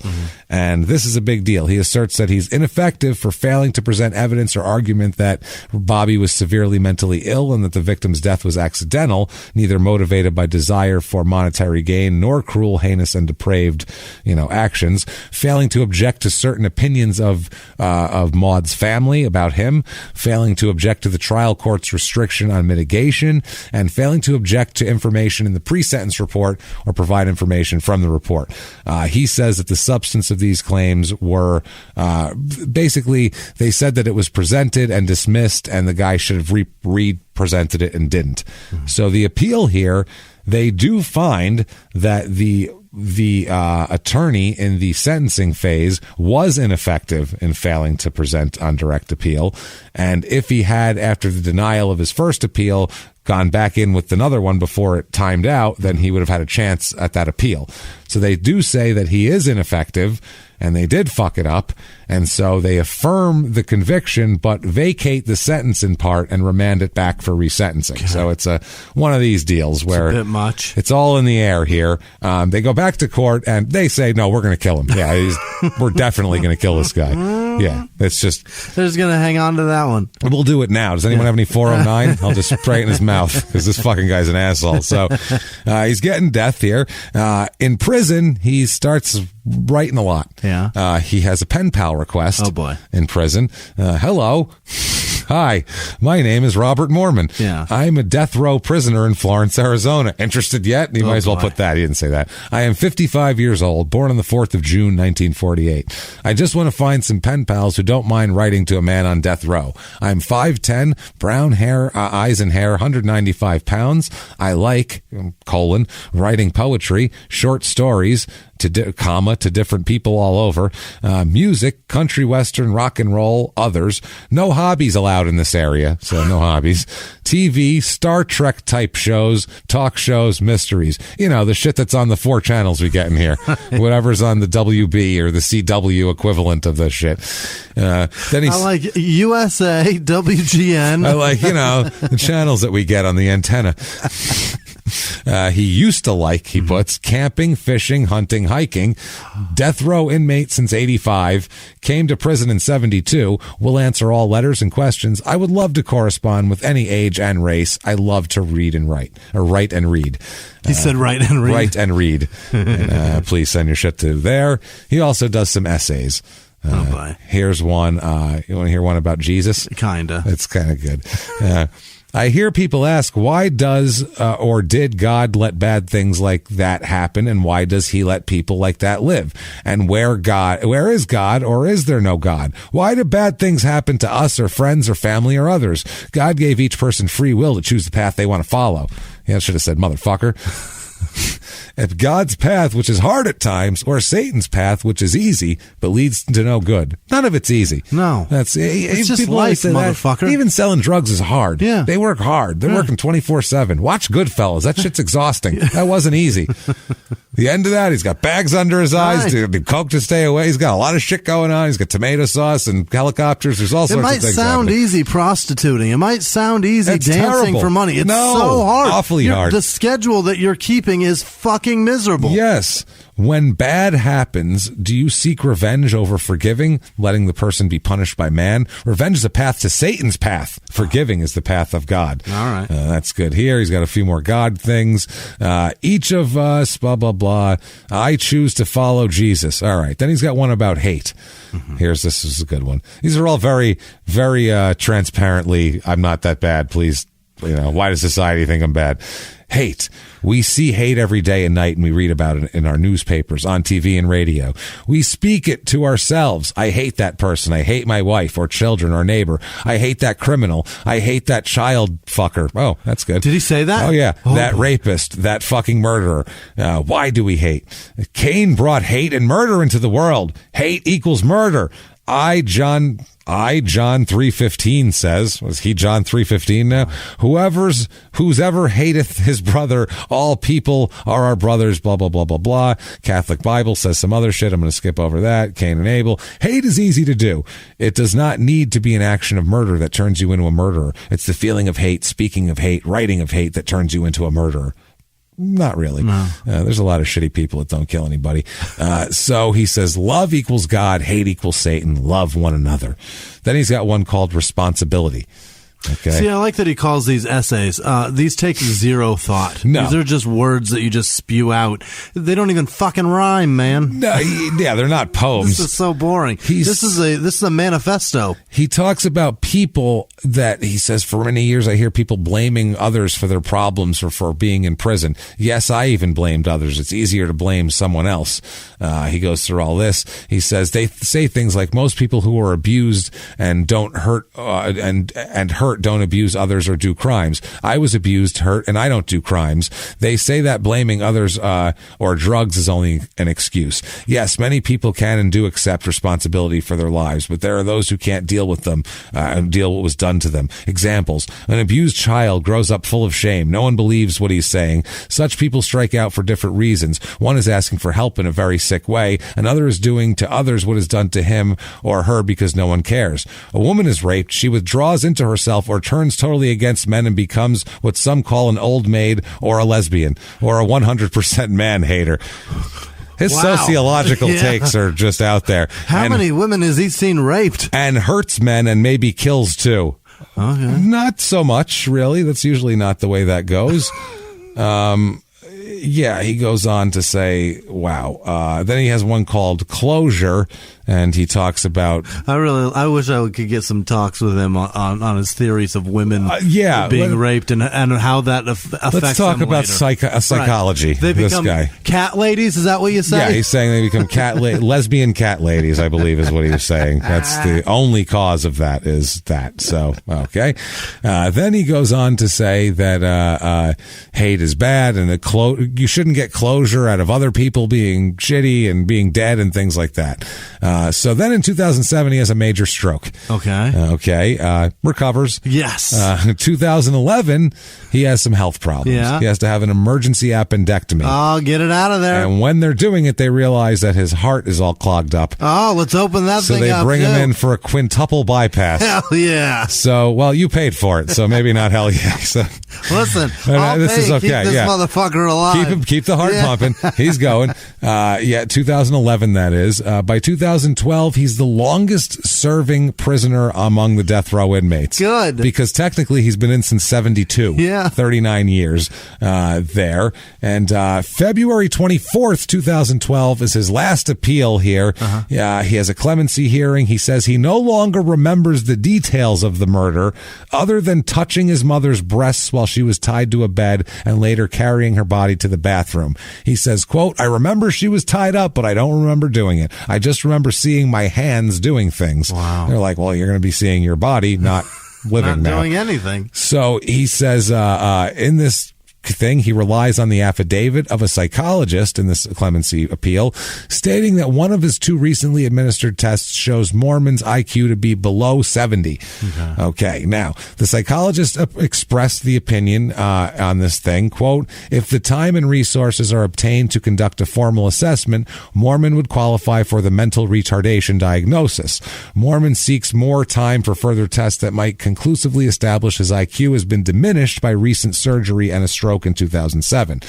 Now, the Supreme Court does not define mental retardation as a matter of federal law, but Arizona fucking sure does. Yes. He presented his claim to the Supreme Court of Arizona, and they denied it. They determined his medical history, and basically under the law, it expressly notes that Arizona law, quote, a defendant is not statutorily deemed to have had mental retardation unless he has a full-scale IQ of 70 or lower, and the onset of the condition occurs before the age of 18. So they legally say what the fuck that is there. It can't be something that happened recently. So, they end up, they have a lot of evidence that they've done this with other people, and they say they're going to do it again. They say because Mr. Weinstein intends to testify that Mormon's recent IQ scores were affected by his post-trial medical conditions, even if credited, his affidavit does not constitute clear and convincing evidence that his mental retardation in childhood, only that his medical problems have lowered his IQ now. So, February 29th is execution day here. Leap year. Leap year. Look at that. That's Isn't that beautiful. amazing? Yeah, not bad, this right? This year's a leap year, too. Yeah, no, February 29th. I thought it was last year. No, this year. The 20th. Is 2020. Motherfucker. Every 4 years. Yeah, that's right. I don't know what I was thinking there. So, February 29th, 2012. Yeah, Yeah. Anyway, execution day here. Day starts with he meets with a Catholic deacon, and he tells him he's ready to go home. Hell yeah. He said he's hoped that he'd be all healed after his execution. He says that he prayed, and he said, quote, "I trust God," and that he would repeat Jesus' name in his heart as he died. His last meal here served his last meal the night before between 7 and 7:30 p.m. It consisted of, they call it 2 hamburgers, but it's not. It's 1 double hamburger, which is 2 quarter-pound patties prepared medium, he requested, with 2 slices of onion, 3 leaves of lettuce, and 3 tomato slices as well. On these sandwiches. Specific. Very specific. Well, this is what they prison? The prison has to tell it what they doled out. Plus French fries with 4 ounces of ketchup. Oh. So you get that. 4 ounces? That's 4 shots. That's a lot. That's a lot of ketchup. I'll use that on a burger and fries. I love ketchup. If he's doing it on both. 2 3-ounce beef burritos. Good So Lord. 2 little beef burritos. 3 RC colas. There, and 2 14-ounce containers of Rocky Road ice cream, just in case. They did offer him a light breakfast, but he didn't think he accepted it there. There was a 15 to 20-minute delay in the execution process that was never explained, but then they bring him in. Now, the other thing in the last-minute appeal was this is going to be the first man executed in Arizona by the single drug, not the cocktail, not the 3 drug. Basically, what it is an overdose of barbiturates they give you. Like, you die like a wrestler in a hotel room. Hell yeah. If they gave you like fucking 10 shots beforehand, and then they gave it to you, you'd be basically you'd die like every wrestler that from the 80s has died in a hotel room. So when the execution starts, he's smiling at the witnesses, smiles at them. They give him his last words, which are, quote, "I hope that this will bring closure and that they can start the healing now. I just hope they will forgive me in time." And they give him the cocktail here, the single drug, and it took about the same time to kill him as with the 3 drugs, except this shit did not go quietly. No. There was head going back and forth and a lot of gurgling and moving, huffing and puffing and moving, and it's not exactly what they want out of a lethal injection. They kind of want that shit to be quiet. They changed the gas chamber because someone's head popped off. This shit they don't like. Right. I just find this okay. Anyway, they end up and he's dead. They close the chamber and he's done, and they bury him in the prison yard, and that's that. That's the end of Robert Mormon. And I just, we are very weird, us over here. People have very strong opinions on the death penalty, and we have, it's so hard because we don't, who are we to fucking say, that somebody did it, and there's so many mistaken death penalty things. It's one of those where if the person definitely did it, and they're a horrible person, they killed somebody that you want them to, I get it, but I also, they described what, cruel and especially depraved behavior would be like. Right. Which is the person being conscious and awake and aware, and you're doing this shit anyway, is the exact description of the execution process. Right. Is exactly what we say someone is a monster if they do. Right. Like if someone kills someone in an argument or even a robbery, we think of that person as less depraved as if they held them and tortured them for hours and let them know told them they're going to die and said you're going to die at this time and then I'm going to kill you. Right. How about a last meal? Right. If someone did the exact think about if someone did the exact state execution process to a victim. Anything, I'll go out and get you fucking ice cream. I don't care. How many pickles? How many? I'll get specific. Imagine how many Rocky that. Road pints you want? Imagine they did that. Let you talk to a priest. Told you what time they were going to die. Wheeled you out there. Tied you down and did it. Dude, that's fucking. We would go. You sick motherfucker. How soon can we kill him in the exact same way? How can we do the exact same thing and call it humane? That makes me uncomfortable at the same time as I just wanted somebody to back over this guy with a truck at the same time. We don't need this fucking guy. A pedophile who kills his mother, we don't need him at all. We shouldn't have given him the opportunity to kill his mom. That's what I mean. We don't need this guy at all. So I don't want good things to happen to him, but at the same time, we struggle with the fact that we cheer that they killed him, but at the same time, we're like, God damn it, but it's creepy, and I don't feel like I like it, even though we know he did this. There's no chance that this was a mistaken thing, and he definitely did this shit.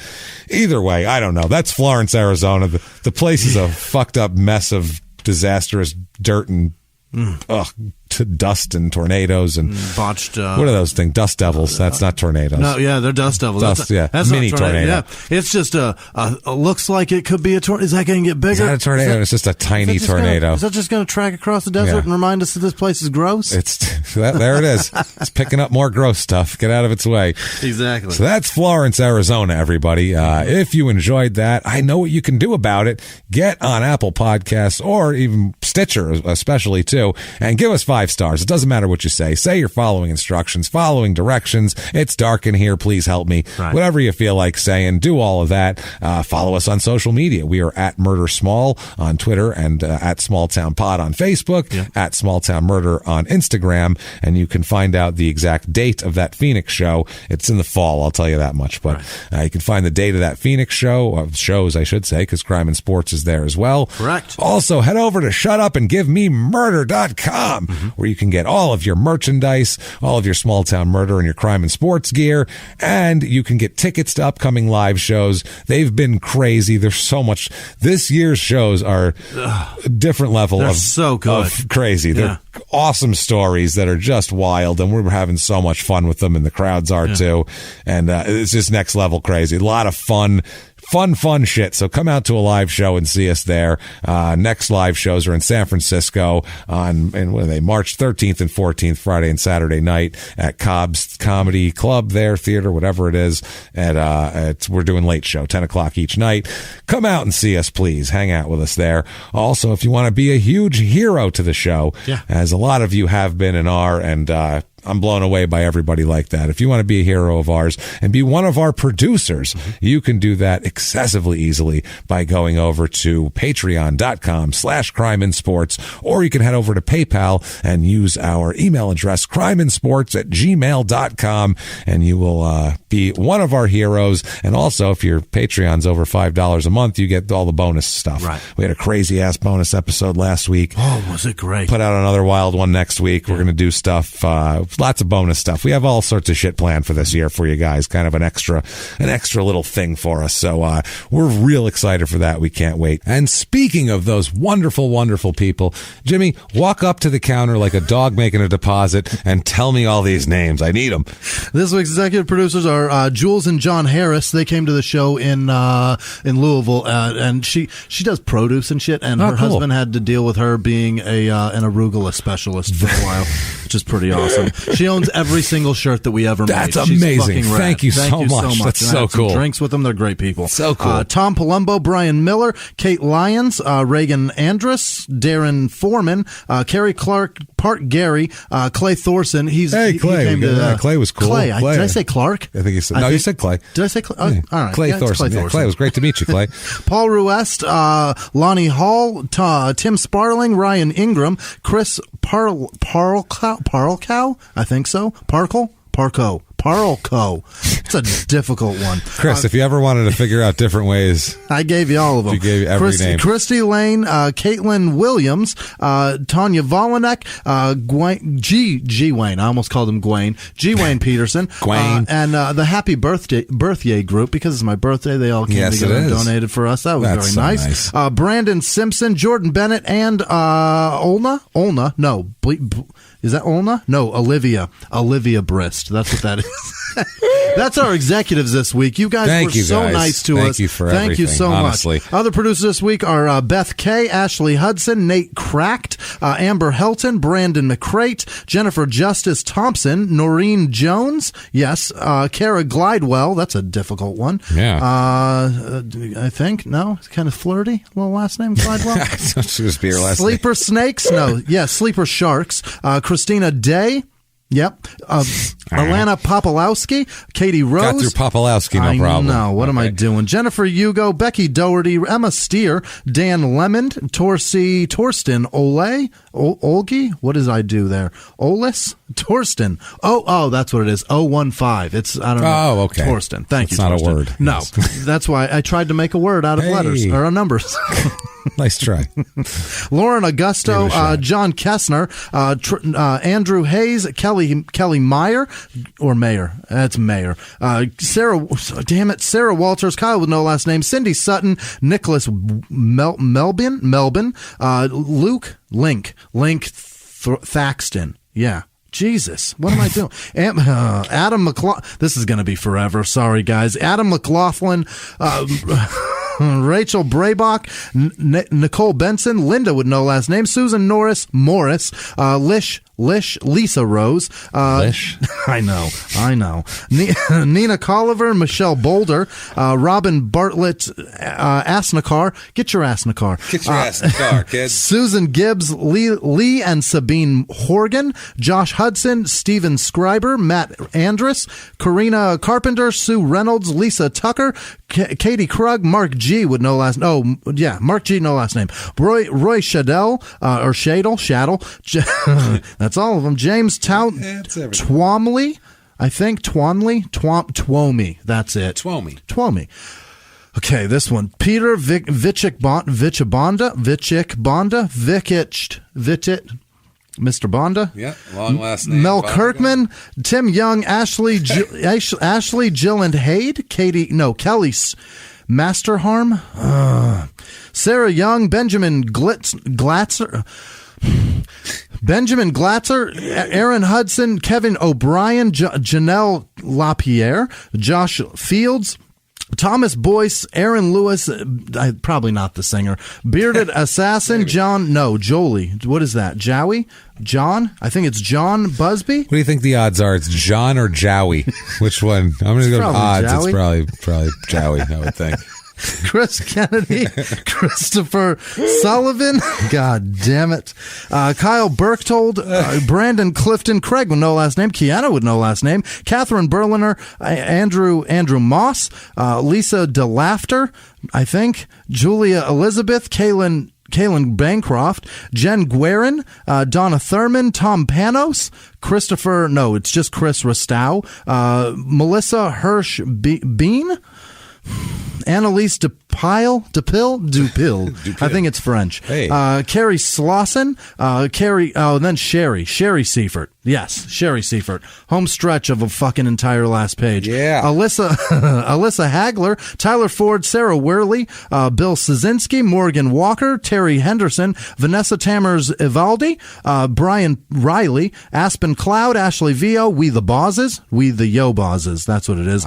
Veronica Miner, Heather Mendoza, Aaron with no last name, John Knickerbocker, Jesse Hartman, Michael Jarling, Thomas Slater, Betsy Bassau, Liz Vasquez, James Martyr, George Armstrong, Alicia Kempin, and Alicia, somebody wanted me to tell her happy Valentine's Day. Well, that's what that was. Robin Pocket, because, Pocket Robin. Yes. Dylan Watkins, Pam Dallas, Lori Bobskill, Aaron Berkner. By the way, at live shows, you'll find out actually the origins of Pocket Robin. Where he came from. Not the episode, but where he himself came from. Brittany Hart, Meg Stoneburner, Tara Davis, Reagan Shalkley, Craig Ventura, Carol Murphy, Carol Weigel, Kristen Hopper, Nicole with no last name, Jimmy Seal, Peyton Meadows, Tamsin Harker, Gabrielle, sorry. Gabrielle Mooney. That's not George. No. Carlson. No. Carson Bachhoven. Ken Thompson. Patricia Wasil. Jen Britzman. Raul Segala. Dominicus. Yeah. Saxon.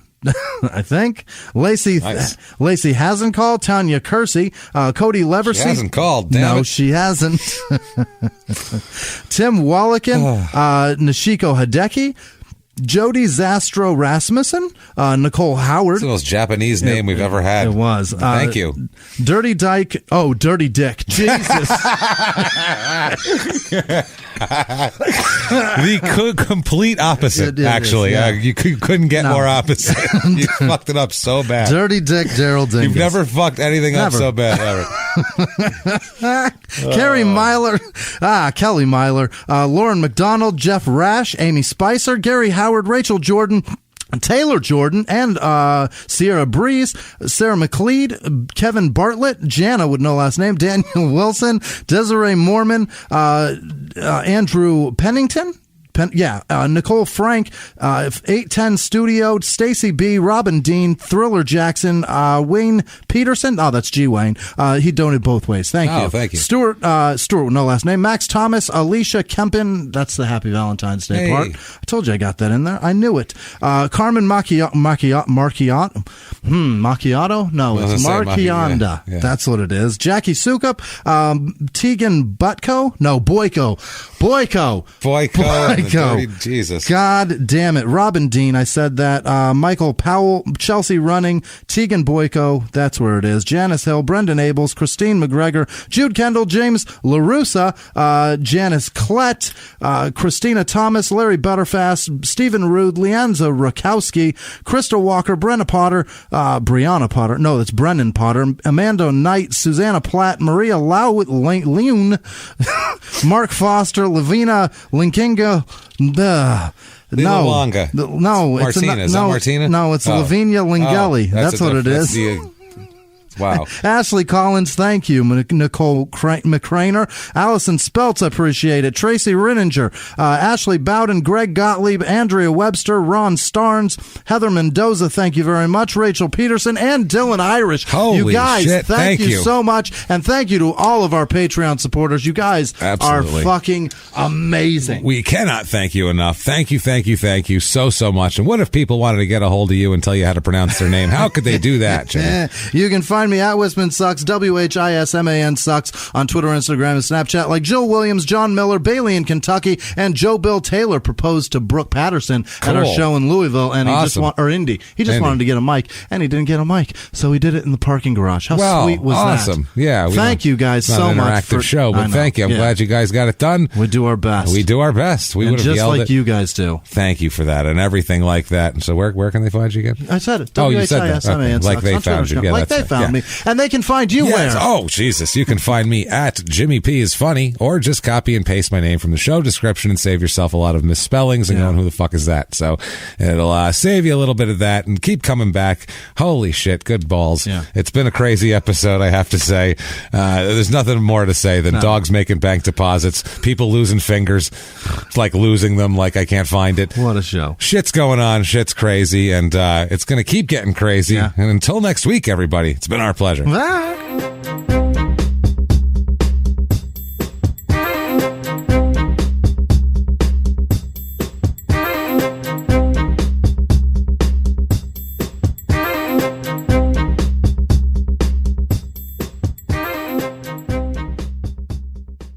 If you like Small Town Murder, you can listen early and ad-free now by joining Wondery Plus in the Wondery app or on Apple Podcasts. Prime members can listen early and ad-free on Amazon Music. Before you go, tell us about yourself by filling out a short survey at Wondery.com/survey.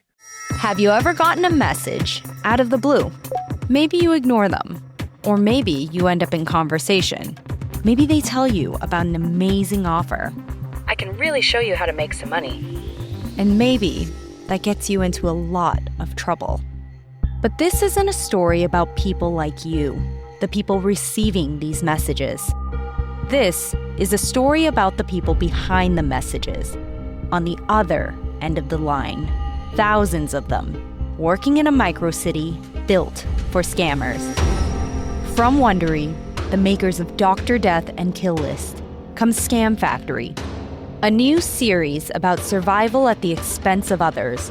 Follow Scam Factory on the Wondery app or wherever you get your podcasts. You can listen to Scam Factory early and ad-free right now by joining Wondery Plus in the Wondery app or on Apple Podcasts.